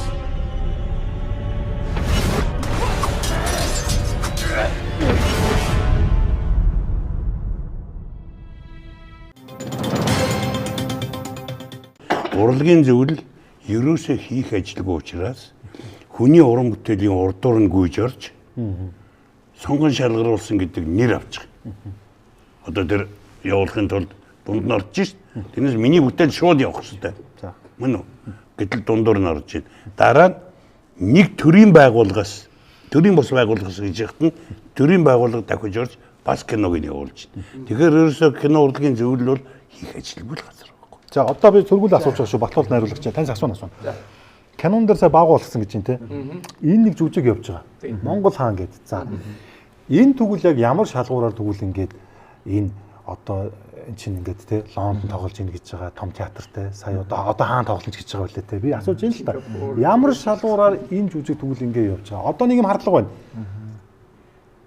Ерөнхий сайд, соёлын сайд хоёрын лоббич байж магадгүй. Тэгээ энэ олон одоо энэ жүжигчид арын алба одоо энэ чинь тайз декларац гэж айгүй олон хүн билээ шүү дээ. Тэгээ энэ Лондонд одоо энэ чинь өртөг их өндөр шүү дээ. Би мэднэ ер нь бол фунт стерлингийн ханш ер нь маш өндөр шүү дээ. Тэгээд энэ хэдэн сар хоногоор ингэж олон хоног нь уран бүтээлийг барих зардал юм хаанаас гардаг нэгдүгürt. Хоёрт яг энэ ингээд Монголын өстө number 1 жүжиг одоо тамгуу төрч гэдэг юм одоо хаанч гэдэг юм үү те. Ингээд яг мөнгө чин батлаад байгаа. Энийг яг одоо очиод тэнд заал дөрөв яг хүмүүс яг үзний хэн батлаад байгаа. Тэр хүмүүс яг 100% яг тэр фунт стерлингээр хилээдээ авсан юм уу? Би мэдэхгүй байгаа. Тэгээд би харт хэрэгтэй байхгүй да тийм. Тэгээд ягаад ингээд нэг найруулагч юм уу, нэг жүжиг юм уу, нэг одоо нэг хэсэг бүлэг одоо хүмүүсийн давуу байдал болгоод байгаа. Яагаад гэдгийг би мэдэхгүй байна. За юу гэхээр би юу хэлж ярьж чадах вэ гэхээр за сая баагу болгосон гэдгээс ярил л та. Тэгээ хамтдаад за баагу болгосонны хувьд бол за сайн муу бүтээл гэдгийг наан баагу болгосон бол мэргэжлийн бүтээл байхгүй. Мэргэжлийн кино. За мэргэжлийн шаардлага хангасан кино. А тэгэнгүүт нэг юм асуулт төрж байгаа хгүй. Заавал тэгвэл туслах хэрэгтэй юм уу? Тэ? Нөгөө талаас сөргүүл нөгөө талаас тий. Заавал мөнгө өгөх хэрэгтэй юм уу? Заавал туслах хэрэгтэй юм уу? Урлаг өөрөө одоо жишээ нь яг л одоо юмаа зараал өөрөө яг үнэхээр тэр мэржлийн чиг хандлагынхаа юм хийх гээл одоо жишээ анхны Фауст жүжигээ би бас байраа зараал ингээл хийжсэн. А тэгэл ерөнхийдөө ингээд бүтээлч тэгдэг штэ. Тэгээд тэр нь өөрөө бизнесийнхаа хуулиар яг үнэхээр жинхэнэ урлаг мэргэжлийн урлаг байгаад хүмүүс үзээд тэгээд тэр нь цаашаага өөрөө хөл ороод гүйгээд тэр нь өөрөө дэмжлэг аваад ингээд органикаараа ингээд амжилтанд хүрж байгаа бүтээл бол бага болгосон байна. Яг тэгвэл энэ мэргэжлийн бүтээл учраас. Тэгэнгүүт энэ өөрөө энэ бизнесийн хууль чинь өөрөө яг мэргэжлийн урлаг үгүйг бас шалгаад өгч байна. Энэ олон улсын төвшөнд энийг нь нөгөө бидний яриад байгаа шүүмжлэгч нар чинь шүүгээд те дүнгээ тавингууд тэгээд дараагийн нөгөө фестивалууд нь тэр шүүмжлэг тийм дүн тавьсан байна. Тэгвэл манай фестивалд ор гээл тэгэл тэд нар чинь ингээд органикаар энд тэгвэл заавал туслах ёстой юм уу? Хий нэг нь те. Туслалцаа тэгвэл хүсэж яах юм. Үнэхээр дараагийн бүтээлд ингээд бизнесийн хуулиар яваад өгвөл тамггүй төр те. За тамггүй төрийн бүтээлийг сайн болсон муу болсон. Энэ бол дараагийн асуудал. Энэ мэргэжлийн босноо мэргэжлийн босуу гэдгийг яриа байна те. Энэ бол өмнөх асуудал. Хамгийн гол нь юу ярих вэ? Бизнесийн хуулиараа урлагийн бизнес гэдэг энэ бизнесийн хуулиараа яг тэр тоглолтод олон улсын урлагийн бизнесийн тэр тоглоомын талбар дээр дөрмийнхаа дагуу явсан уу яваагүй юу? Би танаас асуугаад байгаа тэр шалхан биетэй хүүхний бүтээлийг Оскарт нэрийн зохиж өгөхгүй гэж яагаад тэгвэл ингээд энэ хүмүүсийн давуу их олгоод байгаа юм бэ гэж би асуугаад байгаа юм тийм. Энэ хэсэг бүлэг. Давуу их энэ болохоор бид нар бизнесийнхаа хууль яг тэр нь үнэхээр Лондонгийн театр сонирхсон байж болно шүү дээ эсвэл тийм. Яагаад нэр нь одоо жишээ Монгол хаан. Тэгэнгүүтээ ингээд тэгвэл монголчууд энэ яг ямар Монгол хааны тухай монголчууд ер нь театртай арт түмэн юм уу үгүй юм уу гэж ер нь асуудаг шүү дээ. За. Одоо шинэ Европод энэ та нар Монгол театр байдаг гэсэн. А тэгж асууж байгаа хүмүүст Монгол хаан гингүүтээ ингээл одоо гараад ирэнгүүт бас сонирхол төрсөн байж болно. Нөгөө талаас нь л те нөгөө сонирхол төрсөн байж болно. Тэнгүүтээ өөрөө тоглуулсан байж болно те. Монгол хааны тухай ярьж штэ 5 төр штэ болно. Одоо мөн биз дээ тийм ээ лавсрунгаа. Тэг анхны яг лавсрунгаа дөнгөж өчөөд драм тоглоход би үзэж ирсэн л да. Найданд орж байгаа хэр тий. Найруулагч. Тий. А тэгэхэд бол тэр яг одоо болсноос бол их л өөр юм надад санагдаж байгаа. Их л зөрөөтэй юм шиг харагдаж байна лээ тий. За ер нь бол ийм надад бол ингэж бодогдсон л доо. Монголын аль ч урлагийн төрөл зүйлийн дэлхийд дэх зах зээл бол хоосон эзэнгүй байж байгаа. Хүлээгээд байж байгаа. А тэгэхээр драмыг хүлээж исэн байна. А тэр орон зайн дээр гарсан байна. За хамгийн сайн муу болсныг бол анх удаага би энэ жүжигийг Колизе одоо Лондонд тавихад за би энийг очиж үзэж юм жүжиг гэж бодож исэн байхгүй юу. Тэгсэн чинь англи хэлчин сайдын юм юу гэсэн гэхээр таны консерваториос авдаг цалин чинь ирж очих зардалтай хүрэхгүй юм байна гэдэг хариу ирсэн. Ердөө л тийм визэг өгөө тийм. За нэг юм байна. Зүгээр миний л зүгээр бодол шүү зүгээр би урлагын биш учраас бас эндүү таашаа бодож байгааг үгүйсэхгүй те. Бид өөрсдөө ингээд чанартай уран бүтээл хийж чадахгүй бол сайн копи паст байж болох уу? Биний жишээ хэлж ин л байна. Сили Шукшин гэдэг нэг алдарт тос юм өгүүлгийн мастер байдаг те. Байсан те. Зохиолч бас найруулагч. За тийм үү. За та гоё хэллээ. За энэ кино тухайд нэг тоогоогүй л дээ зэрэгтэл.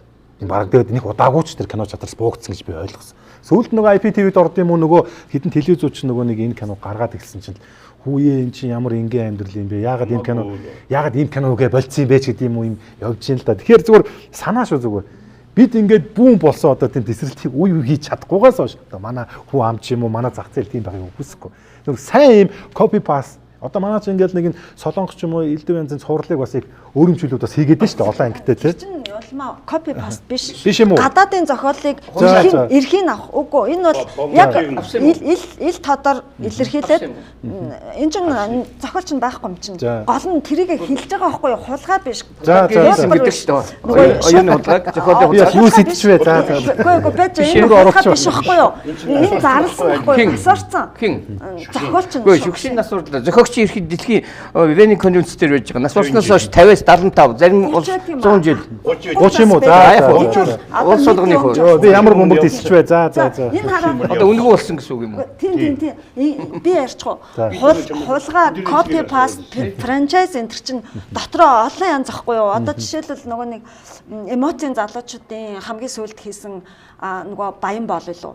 Тэр чинь одоо ингээд Монголын сүүлийн 35 жилийн ч гэнэ ер нь бүх үеийн хамгийн орлоготой кино болсон. Тэгээ хүмүүс шин юм нээж байгаа юм шиг ингээд тэднийхийг шүмжлээд энэ Оросоос хулгайлч гэж өөрөөсөө байнга хэлсэн тэр чинь продюсерийн компанитай шүү дээ. Оросын нөгөө киноны эрхийг худалдаж авсан 17 дахь орн боллоо гэд хэлсэн. Энэ чинь хуулга биш, хулгай биш. Зохиолыг монголчлох эрхийг авах гэсэн үг байхгүй юу? Энэ саяны энэ чинь одоо өгүүлгийг марцчиж нөгөө Оросын яг тосгоныг бичдэг тийм өвөрмөц зохиолч Василий Шукшин өөрөө бас найруулагч бас жүжигчин тэд их орныхоо төлөө тулцсан юм дээр өөрөө бас тоглолт шүү дээ. Тэгээд морин улгана бол өөрөө найруулсан залуу нь эвлэгдсэн байдаг бах тийм. Тэгэхээр энийг ийм нэгэн залуу гэдэг нөө. Тэгээд тэрэн дотроос ингээд өөрсдөө зарлсан шүү дээ. Тэгээд ийм кино Монголд хит байгаа. Яг зүгээр л энэ урлаг дээр л ярьж байгаа шүү дээ. Би бас зарим урлагын биш учраас ингээд зарим нэр томьёо ч юм уу те наан цаана та нар ойлгоорой тийм. За энэ кино саяхан Солонгос байдгаа тэгэл яг энэ ер нь кино үздэг хүмүүсийн дундаас нэлээд дуйлын шоуг тарилаа л та. Амьдрал чамд зүрж өгөхөд гээд одоо утгалчлах юм одоо те нэг юм. За тэгээд нөгөө дуучин АЮ тоглолдог санагч чинь тэгээд нэг 12 ангитай мини series юм шиг байна. Би эндээс нэг юм харах гэдэг зүгээр. Яг нь Солонгос бол ингээ олон жилийн кино урлагийн одоо нэг юм те бааз суурьтай ер нь бол энэ зэргийн амжилт олох нь бол энэ хүндлэгч ярих бах. Энэ нэг тийм хүрэн мөнгөндөө биш байгаа юм л да. Зүгээр чээж барал дээр л нэг хэсэг хугацаанд зураг авсан кино байгаа юм. Тэгэхээр бид яг зүгээр нэг иймэрхүү юм хийгээд зүгээр ингээд нэг оюун санааны нэг гоё таашаалт ингээд нэг жоохон дутагдчихад байгаа ч гэдэг юм уу. Эсвэл нэг шүүмжлэх гэсэн улсууд ингээд эн чинь өдөөгдөд ингээд наа сериал чи ийм болсон шүү дээ гэд хэлэх тийм үн цөөр нь бий болох юм биш үү? Уучлаарай.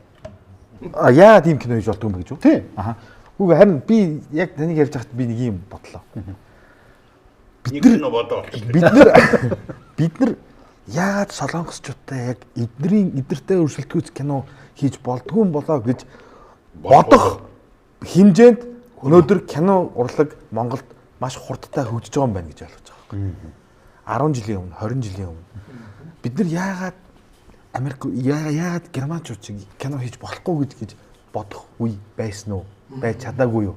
Гэтэл өнөөдөр бид нар энэ одоо гатны бүр солонгосын кинотой өрсөлдөгч кино хийж яагаад болохгүй гэж өнөөдөр бид нар ингээ урам зориг бодлоор ч юм шиг нэг юм болохгүй байна да гэж хэмжээнд ярих болно гэдэг чинь өөрөө манай кино урлаг тэр хэмжээнд хөгжиж байна л гэсэн үг. Би дараа нь ярьчихгүй. За яг оромжтой энэ дэжтэй лоди форс. Тэгээ ярихчихсан юм мартчих тийм үү уучлаарай. Тэгээд би бас Батболдтой санал нэгдэж байна. Тэгээд дахиад эдийн засаг яагаад гэвэл саяны хөтлөгчийн хэлсэн нөгөө эзэнгүй айл тэрнээс хойш юу н дахиад Монгол олон ангит байхгүйсэн шүү дээ. Тэгээд нөгөө таалтар царайд мараад тэгэл нөгөө солонгосын цэцгийн хүлэмж гэдэг нөгөө гол дүрийн юмтай нас орсон тэгээд солонгосын алтан үеийн сериал гэдэг юм бэлээ нөгөө цэцгийн хүлэмж гэр бүл гэл тэд нар орж ирлээ үзлээ тэгээд тэр үед дахиад ягаад одоо 15 жилийн өмнө ерөөсөө эзэнгүй айл байхгүйсэн бэ гэвэл одоо зөндөө олон ангиттай болсон. Тэр нь эдийн засагтай холбоотой. Ягаад гэвэл жинхэнэ дэлхийн жишгээр продюсерийн компаниудад болсон. Nomad Orange гэдэг тэд нар ч одоо хийлгээд энэ би тэгээд нэг хэсэг одоо нөгөө үндэсний контентын асуудал үүсэл нөгөө Ц оюун гэрэл сайд бас нэг соёлын сайд хийсэн шүү дээ 2 жил. Тэгээд тэр үеэр нь бас урагдаж очил бас хилцүүлэг энэ төрсэн чинь нэрээ нөгөө тухайн үндэсний соёлын дархлаа байдаг. Тэгээд нөгөө нийт ингээд үзүүлж байгаа контентуудын 50%-аас доошгүй тухайн үндэсний өөрийнх байжж үндэсний оюун санааг авч явдаг байгаа байхгүй юу? Сайн мон хамаагүй. Тэгсэн чи тэр үед ингээд баг 90% тэр аяар гадаадын олон ангит гардаг, цоврал гардаг байсан. Тэгээд тэр яа шийдэх юм гэхээр одоо ингээд хүн болгон би энэ ингээл мөнгө авалтаа нүш хин үхийн гэсэн чинь продюсерийн компани үүсээд тэгээд одоо баг хамт олон найруулагчтайгаа сонгоод хийдэг болсон. Одоо тэгээд баг бүх телевиз үндэсний олон ангиттай болсон юм чинь дараагийн алхам нь илүү сайныг хийх баг. Тэгээд маш сайхан байгаа. Яамтай яамгүй. Хоронзонтой хоронзонгүй биднес болно. Тийм хараа ямар ч хамаагүй продюсерийн компаниуд хөгжиж гай болж байгаа байхгүй одоо. Тийм стай гай болж байна. Тийм. Тэгэхээр кино урлагт бол айгуу сайхан ирээдүй байна. Тэр ямар ихтгэл төрүүлж ийн гэхээр бид ямар ч байсан зохиол одоо дэлхийгээс тутахгүй. Яг тэгэхээр их хөгжлөөр бид хийдгийг хийж байна. Хэрвээ дургүй өрөөл. Үнэхээр агуу гоц авьяастай бол тэгэл бичээл гараад ирсэн. Тийм учраас зохиолоо тутахгүй байхад бусдын бүгдийн өгөгдөл хийгээд өгнө бидэнд. Тийм учраас жоохон хилтэй хөдөлгөөнтэй ухаантай хүн бол тэгээд дэлхийд гарахад бэлэн байна.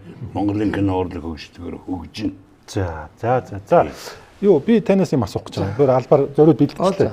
Танаа дуу хөгжмийн ертөнцийн нэг юм болоод байгаа сүүлийн үед. Энэ самандын зогтойрох маань ингээд яг хөөрхөн хараа зурцсан байлээ. Дуу гэдэг бол ингээд энэ 3 уран бүтээлчээс бүрдэж байгаа. За эцсийн одоо яг нөгөө нэг боловсруулагч эцсийн шатны бүтээгдэхүүн бол дуучин гаргаж байгаа бах тий. Мэдээж одоо энэ шүлэг яруу найраг за хөгжмийн зохиол бол салжгүй хэсэг байж л байгаа л да. Яруу найрагч нь хүнжил болдохгүй. Олдохгүй тийм. Тэгээд сүүлд нэг хулан хонгор гэдэг нэг дуу сайн нэг хитэн сарын өмнө бас нэг хэрүүлэн айлмж юм боллоо л да. Миний дуу, чиний дуу тэгж ярих юм бол би анхныхын зохиогч бас авсан. Тэр чинь тэр зохиогч одоо түүний та нар ярьдгаар байхгүй болцсон шүү дээ гэх. Нэг иймэрхүү хэрүүл болж байгаа юм л да. Тэгээд талигач ясыг үнэлзүүлээд яг 1993 онд бид нэр уулна хуулийн боловсруулалт шийдэж исэн. Тэрнээс хойш 32 жил бол юу ч хийгдээгүй юм байна лээ. Яг зарцсан юм байна лээ. Оюуны өмчийн байгууллага гээд бүртгэж явдаг байгууллага үлдснээс хэрэгжүүлдэг бол механизм ерөөсөн Монголд ажиллахгүй юм байна лээ. Тийм. Тэгэнгүүт юу болж ийм гэхээр хөгжмийн зохиолч маань онгорхой гуталтай, дуучин маань жип унаа явдаг юм хандлага руу орсон байхгүй юу?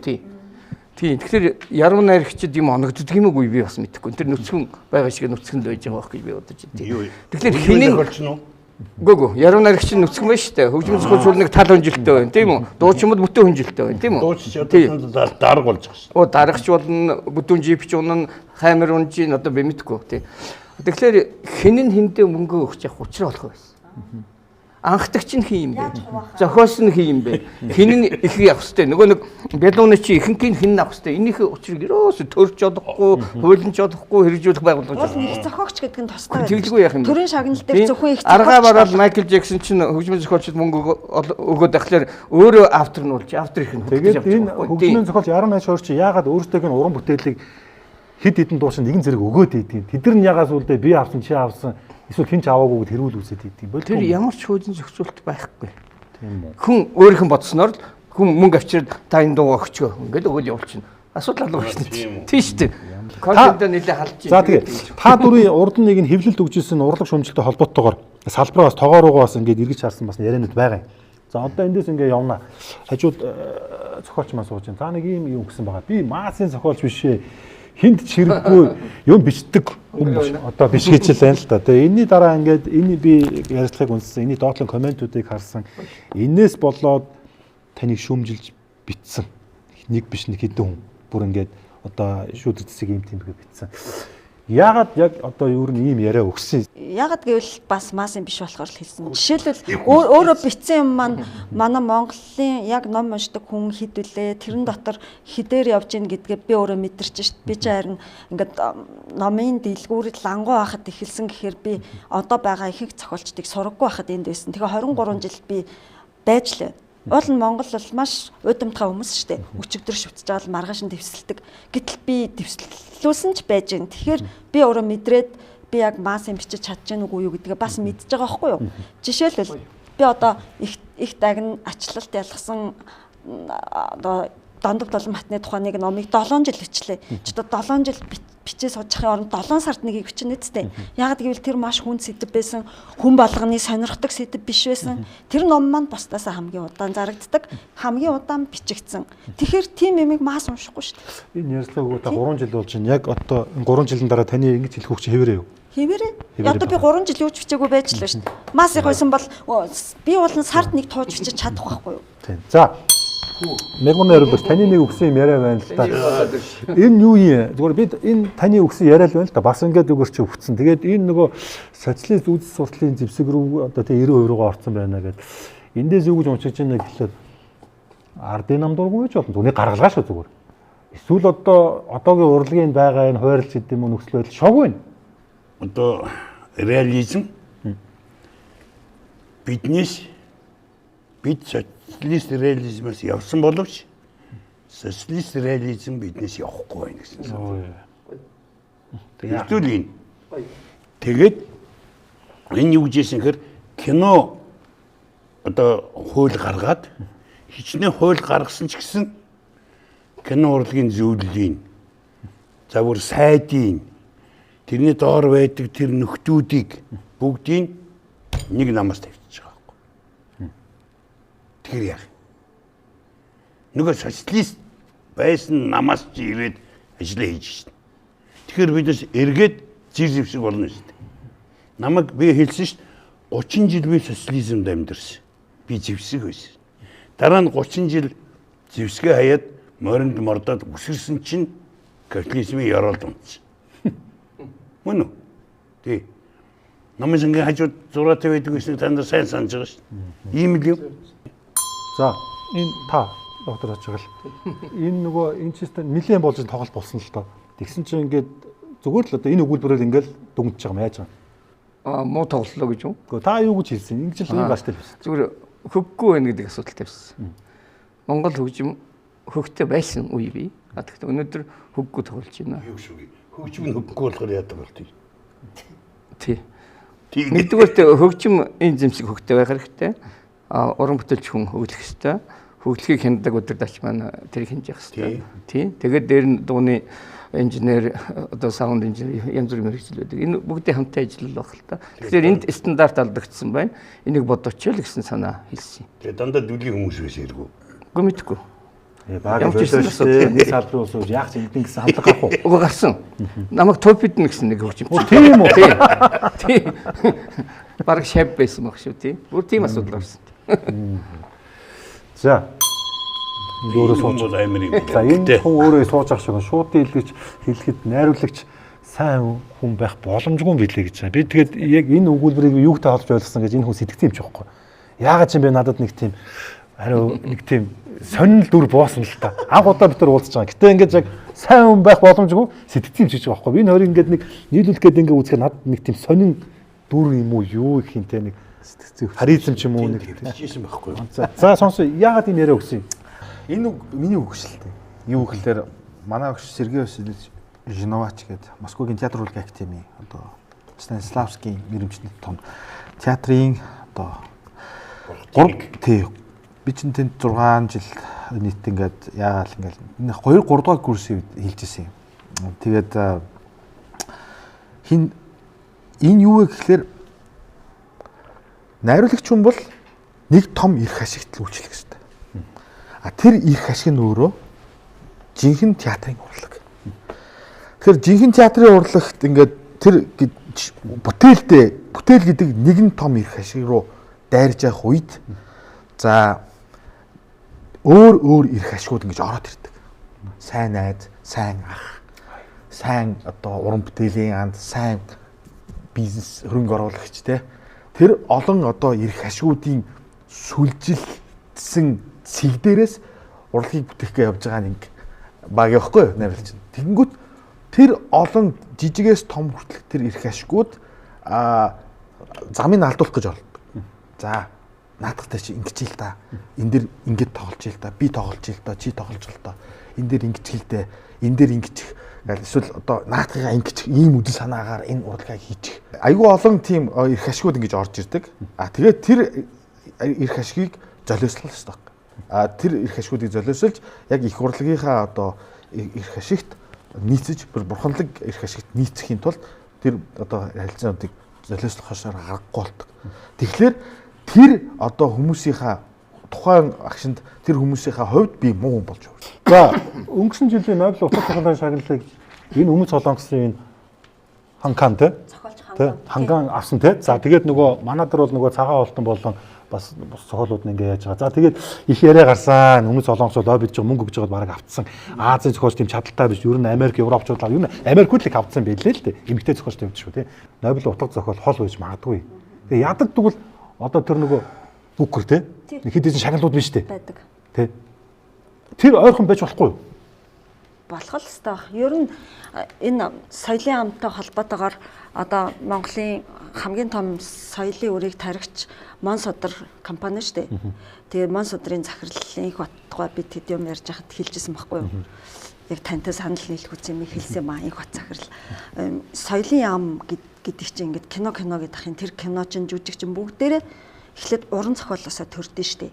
Тэгээ эхлээ уран зохиолоо номын салбараа анхаарах хэрэгтэй гэд одоо их бат захирал ярьдаг байхгүй юу? Тэгээ тэр хүн яг танил хэлснээр ингээл яг хувь хүнийхээ сонирхлоор ингээл германд очиод дэлхийн том зохиолуудын эрхийг одоо энэ вегетариан одоо нөгөө цагаан холдны чинь зохиолч нь алдаршихаас өмнө тэдний компани монгол хэл дээр гаргасан. Энэ бол монголчуудад хийж байгаа маш том соён гэрлийн ажил байхгүй юу? Зохиолч Нобелийн шагнал авахаас түрүүлээд хөвгүү ирлээ. Цагаан холдоо хоёулаа Монсодроос гарсан. Би одоо бүр Монсодрт их баярлж авдаг. Бидний оюун санаанд турал дээр нь байдаг жижиг те. Жижиг дээр нь хөө ирлээ цагаан холдонд тусдаа гарсан. Тэгээд нэрээ манай соёлын яам бол ерөөсөн ном унших соёл уран зохиолт огт анхаардаггүй. Канны фестивалаар явхаар анхаардаг. Одоо ингээд тэгээ хэдхэн хоногийн дараа номын баяр болон тэн дээр манай тэр сайд байдаг ч юм уугүй ч юм уу. Тэгэхээр энд ч анхаарах хэрэгтэй. Одоо нэлээд анхаарчааж бас хөгждөг зүйл байдаг. Тэгээ тийм салбар байдаг зүйл гэж ярихгүй. Тэгээд жишээлбэл орон зохиол бол үеийн үед ингээд хааны ч юм уу тийм хөрөнгөлөг хүмүүсийн бас ивэлдээсэн. Ягаад тэгэхээр тэр чинь Виржиниа Вулфийн өөрийн гэсэн өрөө гэдэг тэр эмэгтэй хүний оюун санааны тусгаар байдал эмэгтэй зохиолчийн тухай бичсэн алдарт эсэг бас л Монсодор орчихсон. Тэн дээр бичснээр Виржиниа Вулф юу гэсэн бэ гэвэл оюун санааны эрх чөлөө гэдэг чинь эдийн засгийн эрх чөлөөн дээр оршин тогтнонд юм а. Мөнгөгүй хүн чи яаж өөрийн гэсэн оюун санаатай байх юм? Тэгэхээр Виржиниа Вулф чинь тэрийг 19-р зуунд хэлсэн. Тэгээд энэ уран зохиол ядаж энэ соёлын ам бидэнд нүүтийг чөлөөлөл хүчмөр байхгүй юу? Тэгвэл энэ ном гаргадаг зохиолчтой хүмүүс чинь нүүтийн өр мөр гэж бодохгүй бас номын дэлгүүрт ингээд нүүт нь хасагдана.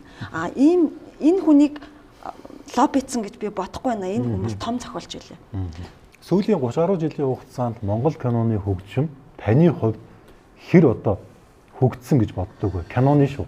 Өөртөө танаа хөгжмийн урлагийнхан уран бүтээлтэй, шүүмжилтэй тий. Зүгээр адчил одоо энэ киноны хөгжимдөө жүжигч байд юм юу ч байд эндээ ингээд уран бүтээлээ ингээд яг хийж чадахгүй байгаа учраас уран бүтээлч нь хүртэл ингээд үнэлдэхгүй байна гэсэн л байна. Тийм. 2023 онд Лас Вегас төвлөгдсөн би нэг ном олж авсан. Америкээс зэгчээж. За тэр нь бол Монголын кино хөгжим гэсэн хөрис гэсэн англи зохиолчийн одоо судлаачийн ном байна л да тийм. Тэрэн дээр бол 90 он хүртэлх киноны асуудлыг бол хүндсэн байсан.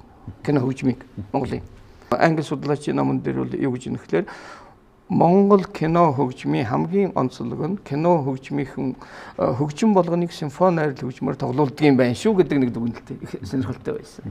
Тийм ээ. Одоо жишээ нь бид нэр одоо арт илчч гэдэг юм уу тийм ээ тунгалаг тамирч гэдэг ингээд симфони найрал хөгжим одоо намсраажи өдөрт нь тэр чинь стандарт гэсэн үг л дээ. Социализм стандарт зөв явж гэсэн үг дээ. За тэгэхээр хамгийн гол нь өнөөдөр кино хөгжмийг киноны 2 дугаар буюу 3 дугаар 4 дугаар шатны урлаг гэж үздэг. Дайвар. Тийм болохоор тэрийг ерөөсөө авч хилцдэг, сэдвч болдгоо, тоодогчгүй, ерөөсөө анхаарлын хажууд үлддэг. Ердөө ийм юм байна. Америкт нэг удаа кино хамгийн алдартай болсон зүйл бол тэр үйл явдал дүүргээс илүү тэр Энни Морриконегийн тэр одоо хөгжмөд л энэ киног чимсэн л гэж ярьдаг шүү дээ. За. Найруулагч, зураач Мегмар Боролдаан цаг. Энэ одоо юу хийж вэ? За яг вэ зүгээр. Би танаас асуултаа асуух чинь тийм. За, энэ ингээд таны хүмүүс бол ингээд Боролдаан цагийн одоо яг энэ креатор одоо ингээд ажилласан гэдгээр ингээд ярьдаг боловч би нэл хэлээ уучлаарай. Энэ өвгөө арслаа хоёр. Арслын хэлдэгтэй. Яла гинэ гэл ингээд босоод ирдэг те. Надаа юм үзэн гэсэн гээл те. За одоо энэ шаадан зам. Хамгийн сүүлд нь хагарангуут тэр их болгоо хэлдэг үстэй. Хөөрхөдөө хүндээ амтан биш, шаазан амтан байж гэж хэлдэг те. За энэ ингээд явсан. За энэ бол ингээд одоо энэ хэдэн жил өмнө бараг 40 жил болсон уу? Тэгсэн баг. Заантангүй. Та ветгэрл энэ нуурын уснаас ууж байх тавилан тавьдаг шүү дээ.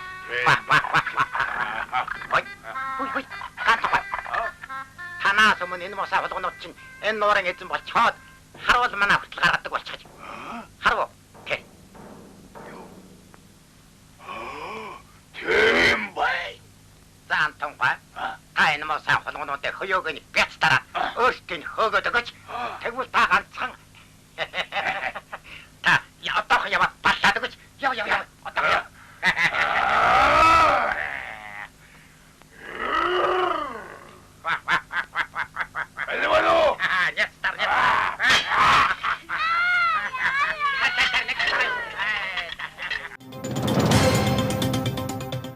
Монголын мультимедиа ер нь яг зүгээр саяны подийг харахаар хөгжөөд байна уу харагчлаад энэ уучлаарай.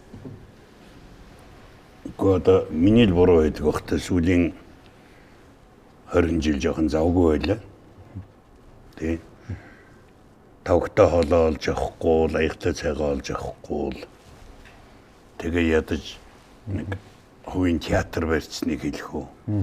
Тэрэндээ жүжиг тоглуулж абсурд. Би ерөөсөөр абсурд тал юм. Тэрэндээ тэгж явсараа тэгээд энэ хүүхэлдэйн талынхаа юм их бага анхаарсан. Одоо нэг бүтээл хийх гэж байна.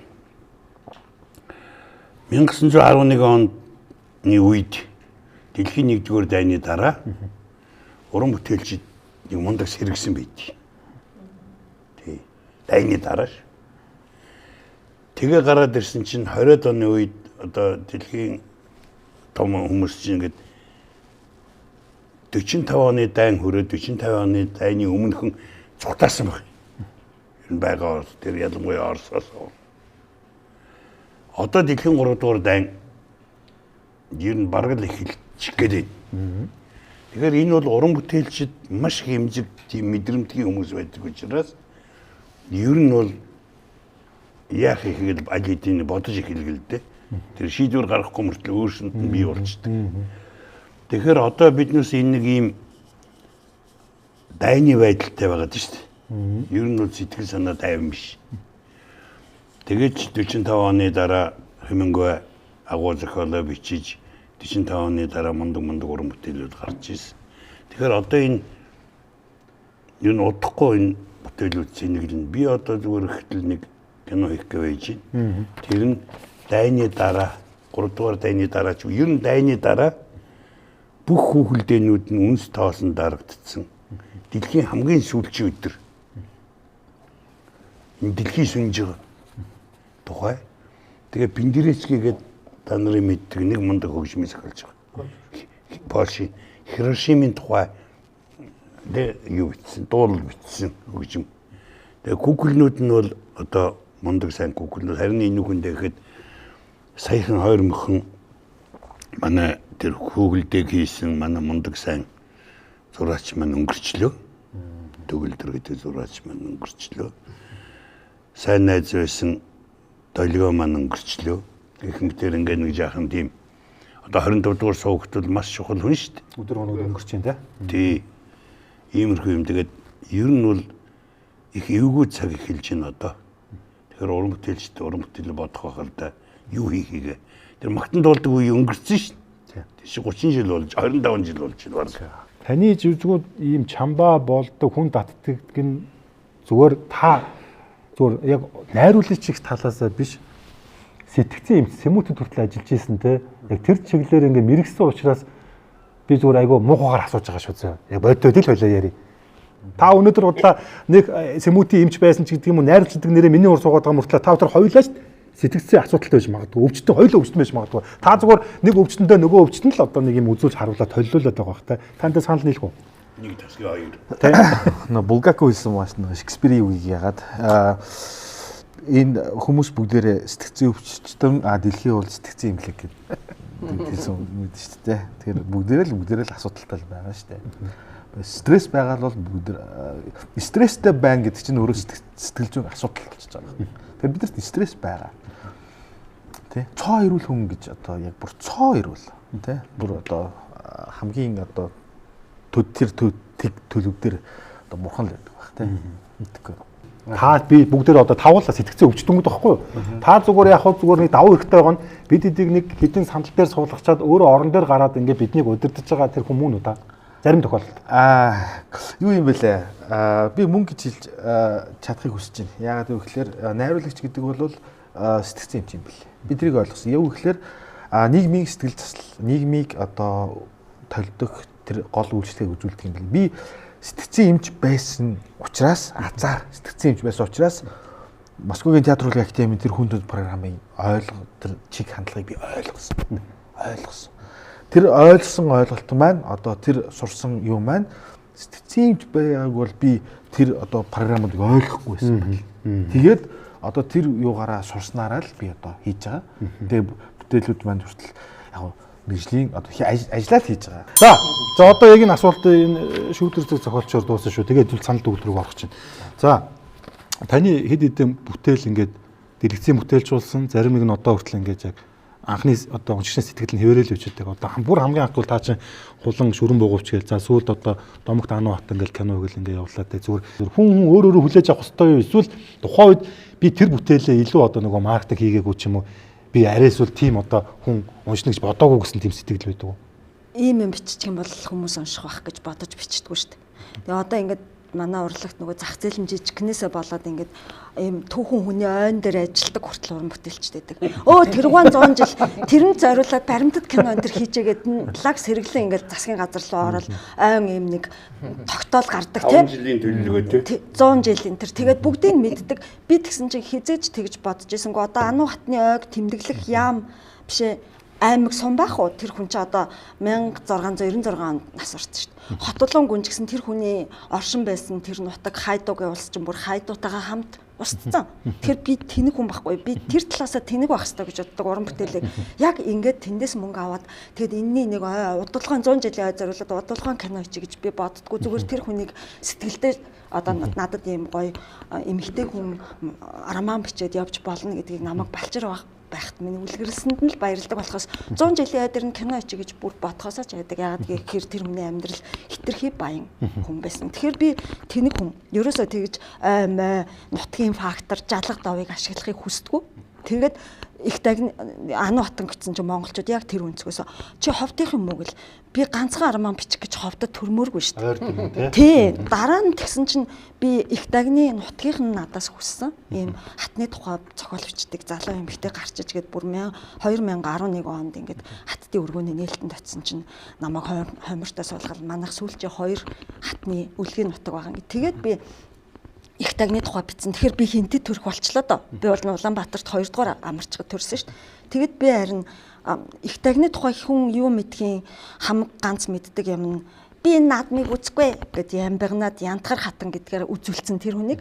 Тэгээд тэр хүнийг 7 жил судлаад бичээс тэр хооронд ч хүн 7 зохиол бичээд мөнгө олмоор үстэй. Тэгт чинь би надад өгүүлбэр болгох нь маш хэцүү. Яагаад тэгэхээр би тэр лүүжин ванд гэгэрсэн хүний өмнөөс зүгээр одоо энэ хар толгойтой шүүтэрцдэг бодно гэдэг чинь тэгээд маш хэцүү байсан. Би ерөөсөө мөнгө бодож уншигч нар сонирхно гэж бичдэггүй. Ингээд өөрөө хорхоосож бичдэг байхгүй юу? Тэгээд хүн болго өөр ингээд нөхөр маань гихт чи ингээд чиний бүх юм гоё гэж хизээч хэлдэггүй. Гэхдээ чи тэр Улаанбаатартай урд насыг өстой зөвөн бичсэн шүү гэж хэлж байгаа юм. Варшавын их сургуульд багшилдаг Бямба гэдэг лам баг мөртлөө одоо Монгол судлаач багш байд юм билээ. Миний уншигч. Тэр хүн бас Польш оюутнуудад Улаанбаатарт ярьж өгдөг гэсэн. Яг тийм бурхны шашинтай ойролцоо. Тэгэхээр янз би мод болсон сэдв рүү хизээч орж үзээгүй. Одоо ингээл ижил хөөстөн ч юм уу, йог ч юм уу, ямар нэгэн шүтээ ингээл бичвэл яг л хүмүүс одоо шугалцж байгаа сэдв шүү дээ. Тэгэхээр би яг энийг унших болов гэж биш. Би бичмээр байгаагаа бичдэг зохиолч.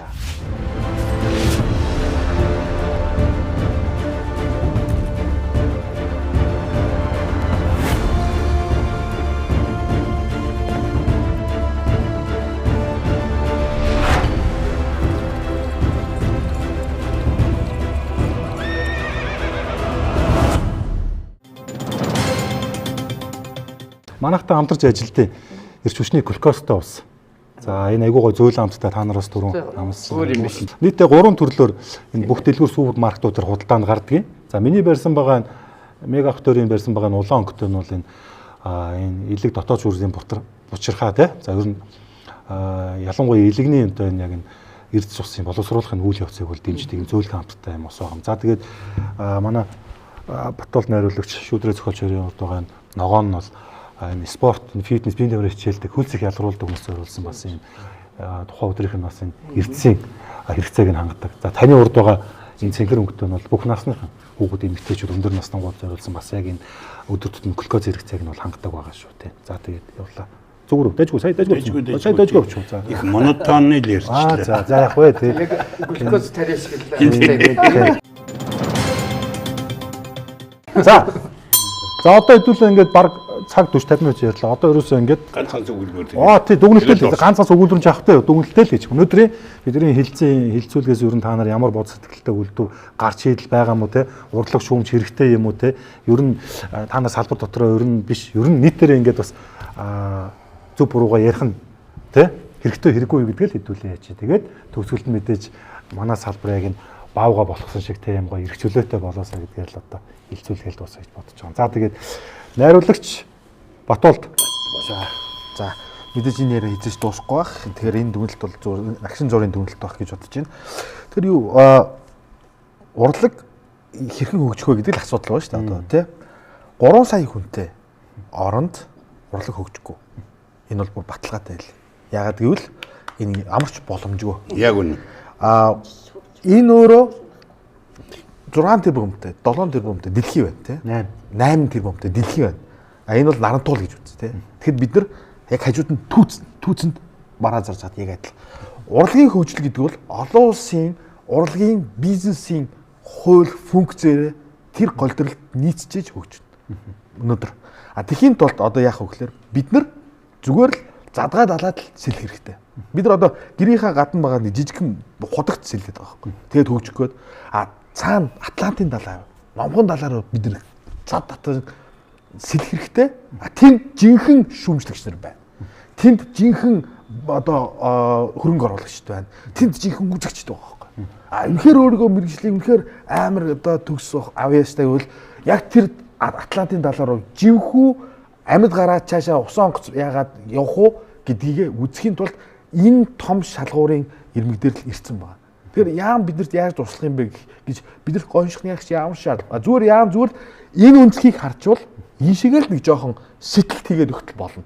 Тэгэхээр авьяастай хүнд бол боломжтой хүнд бол яг энэ олон улсын урлагийн бизнесийн хууль аяндаа тусалдаг. Тэгэхээр хил одоо тий судалгаа одоо юу гэдэг тийм яг байна.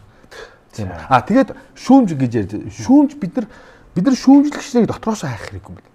Яагаад бид нар гаднаас олон улсын нэр хүндтэй шүүмжлэгч нарыг онгоцны мөнгийг төлөөд, буудлын мөнгийг төлөөд авчираад жүжиг үзүүлж болохгүй гэж. Why not? Тий. Тэгээд тэд нар өнөөдөр нэг жүжиг нэг бүтээл хийлээ. одоо гаднаас нэг 5 шүүмжлэгч ирээд зэрэгцээж бичлээ олон улсад тэр нь тарлаа. Тэгэнгүүт эргээд олон улсын продюсерийн анхаарлыг татлаа. Энэ ингээд бид нар иймэрхүү сэтгэлтүүдийг хийжээж урлаг хөгжинэ. Зураач Боролдоо Мигмар. Зураач гэж дуудуулсан чиг сайхан санагчлаа. Ерөөсөө зураач хүн л дээ. Зураач хүн илүү их хэрэгчлээтэй байдیں۔ Одоо найруулагч. За энэ хөгжмийн интерес. Яг зүгээр эднес чинь хөгжимчин хэрэгтэй, жүжигчин хэрэгтэй, тайз хэрэгтэй гэд хараад хүмүүс байхгүй. Зураач хүн бол будгаа аваад хоолсныхаа ард юм уу зүгээр гудамжинд байгаа нэг банз аваад дээр нь зурсан ч тэр урлаг болно шүү дээ. Зохиолч хүн бол буруу хард суугаад зөвхөн журлангийн сасан дээр зохиолоо бичихэд бол гараал ирнэ.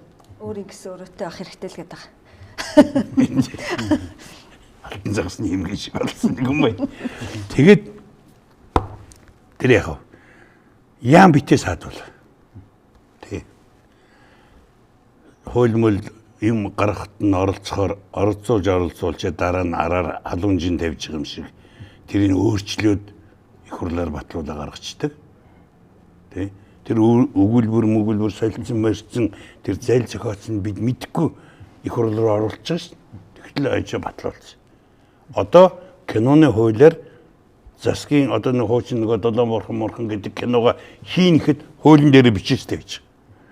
Тэр засгаас уран сайхны кино захиална гэдэг. Байж байгаа. Хүүхдийн киног бол болж гин тэр засгаас хүүхэлдэйн киног болж гин тийм ээ баримт киног болж гин. Гэтэ баримт киноч бас болохгүй юм байна.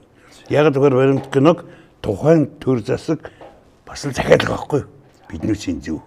Тэгэхээр ер нь бол жоохон нэг дэмжиж хэрэггүй дээ. Тэр чинь тэргүй болчихно. За баярлалаа. Хөгжим судлаач Батчаргал. За. Тэгэхээр яг хөө 3,500,000 хүнд урлаг хөгжихгүй гэдэг нэг яриа байна. Урлагийн шүүмж судлал оршин тогтнох уугүй юу гэдэг нэг асуудал байх шиг байна. Зөв үү те? Тийм. Тэгэхээр сая 500,000 хүн амтай байх социализм үед бол бид нар урлагийг хөгжүүлэх өөрийн механизмыг бий болгосон байдаг. Тэр нь бол уран бүтээлчдийн шагнал хөлсийг зохицуулдаг 40-р тогтоол гэж төв хорооны тогтоолоор зохицуулж исэн. За тэгээд тэр бол юу гэхээр хаана одоо улсын татаас ах уу хаана өөрсдөө одоо боломж зах зээлийн нээлттэй харилцаанд орох уу гэх мэтлэн энэ зохицуултыг бол ухаалаг хийж өгөх хэрэгтэй баг.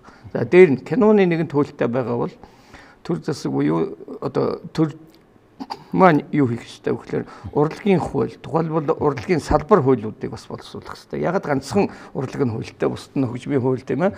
Одоо таны зургийн хууль тийм үү? Дүрслэх урлагийн хууль гэдэг тэг шаардлагатай байх гэж бодож байна. Дээр нь хамгийн гол юм бол түрүүн гол санаа хэллээ. Продюсерийн санаа бол одоо даяарчилсан одоо дэлхийн зах зээлтэй харьцах асуудал тийм ээ. Тэгэхээр Монголд өнөөдөр бол хуулиар бичигдээгүй одоо илэрхийлээгүй ч гэсэн одоо хувийн студ продакшн үйл ажиллагаа бол үнэхээр идэвхжсэн бөгөөд тэгэхээр продюсерийн урлаг бүтээх энэ харилцаанд бол орох шаардлагатай. Миний шав продюсер Жавхлан надыг Америк Оросын эрдэмтний продюсерийн онлын арчуун үндэс гэсэн ном орчуулсан. Тэгээд бол гаргана гэсэн одоо гараагүй байна. Тийм. Тэгэхээр энэ харилцаа руу орох шаардлагатай. За баярлалаа. Зохиол шүүдэр цэцэг. Шүүмж судлал байх хэрэгтэй үгүй юу гэж ярих одоо. Бүх хүн яриад лсэн чинь сүултээ бүр яг яаж төгсгөх хэрэгтэй л тэгээд бүр өөрөө эргэлцчихлээ. Тэр зах зээл байхгүй 3,500,000 үнэ ч гэсэн яг цэвэр зах зээл юм биш шүү дээ.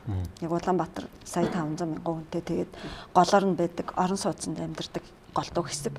Тэгээд байнгын тогтмол ажил хийдэг хэсэг гэдэг. Би ер нь зах зээл тэгээд хүн амын бүлэг энтрекс тодорхой хэмжээнд судлах дуртай. Нөгөө социологийн ухаан ч юм уу энэ баруунд хамгийн хөгжсөн. Тэгэхээр бүр 1-200,000 хүн л байдаг байхгүй юу? Ямар нэг урлаг соёлыг тийм худалдаа авагч, байнгын орлоготой даатгалаад төлдөг. Тэгээд бас соёл урлагт анхаарах хууц хэмжээний одоо тий ухаарц ихэрсэн хэсэг бол 100-200. Тэгээд манай уран зохиолын салбарт бол нэг хэцүү ингээд нөгөө дотроо шуудад хийсэн үхрийн ивэр шиг тэгээ би яга тэр лаг энэ биш миш гэдэг нөгөө уншдаг нэг хэдхэн хүнийгээ дахиад нөгөө хүн айгаад тэрийг уншдаг гэж хэлчихэр чи тэр мууг уншдаг юм уу гэх маягийн тэр нөгөө нэг плюрализм хөгжөөгүй одоо манай охтууд хэлж байгаа байхгүй ингээл англиар байдаг номын группүүд дээр ингээл хүн өөрийнхөө уншдаг гой одоо хэв шинж те жанрыг ингээл яриад Монголд аягүй амар юм биш гэж Монгол номын группт орчхоор бүр зөвхөн тэрийг л уншдаг байх ёстой гэж тулгадаг яг дээр үеиг шиг юм байна гэд охтууд маань хэлж байгаа байхгүй тэгэд ийм нөхцөлд шүүмж гэдэг нь одоо түрүүн Батуултын хэлсэн нөгөө мэрэгжлийн биш сойс юм уу муйсын нөгөө монгол хэлний уран зохиолын анги төгсжүүл тэгэл багшийнхаа зааж өгснөөр ингээл тодорхой хэдэн үнийг чичлээл тодорхой хэдэн хүнийг магтаал тэрийг шүүмж гэд тэгэд нөгөө боловсрох хэрэгтэй тэр хүмүүс тэгээд уул нь яг хуу Кембриж төгссөн Америкт харьцуулсан утга зохиолоор төгссөн зарим эмэгтэйчүүд уул нь байдаг. Гэхдээ тэд нар нь нөгөө 3,500,000 дэр чинь янз янзаар нөгөө ард түмэнд таалагддаг нэг хүнийг магтах нэг хүнийг муулахыг хийхгүй байгаа байхгүй юу. Тэгэхээр би яг Батуултын хэлснийг зөвшөөрч уран зохиолын мэрэгжлийн шүүмжлэгчд байхгүй. Тэгээд уул нь би боддог байхгүй хүн өөртөө хамгийн том шүүмжлэгч.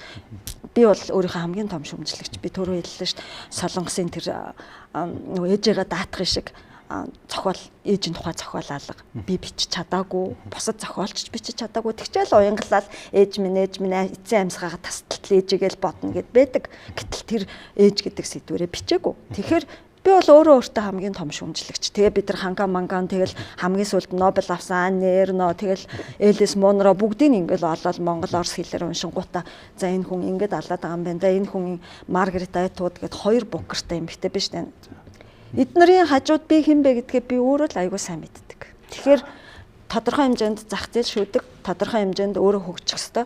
Тэгээд 3-т тэр доороо ингээд шүүмжээ нийтлүүлэх сэтгүүлгүй юм чинь бараг шүүмжлэгч төрөхгүй байхаа л гэж бодож байна. За баярлалаа. Йоо би ч одоо их олон л дуустгаараа хөтлөжсэн. Энэ дугаард би яагаад ч их ядралаа. Айгуу тийм стресстэй сэтгэв байна. Тэгээд ямар ч байсан миний бол зүгээр та дөрөв дүгэлтэй байсан бол би бас хэлээдээ товчхон Монголын урлагт хөгжил хэрэгтэй, мөнгө хэрэгтэй, ийли бас шүүмж хэрэгтэй. Тэгээд урлагийнх юм та бүхэн харж байгаа бол үзэж байгаа бол та бүхэн тогоон доторхой сайн мэдэрч байгаа. Гэхдээ тэр тогооны чинь цаана байгаа үзэг зэрэглэх үү те урлаг тайртай хүмүүс бас танаа тогоон дотор та хэдээс илүү бас зарим тохиолдолд мэдчихэж магадгүй шүү гэдгийг бас энэ зас завшааны ашиглаад бас хэлье гэж бодлоо. Тэгээд хэлэлцүүлэг төрөлцсөн ирсэн та дөрөвтэй маш их баярлалаа те. Дараагийн бас хэлцүүлэр илүү уулзах бах тийм ээ.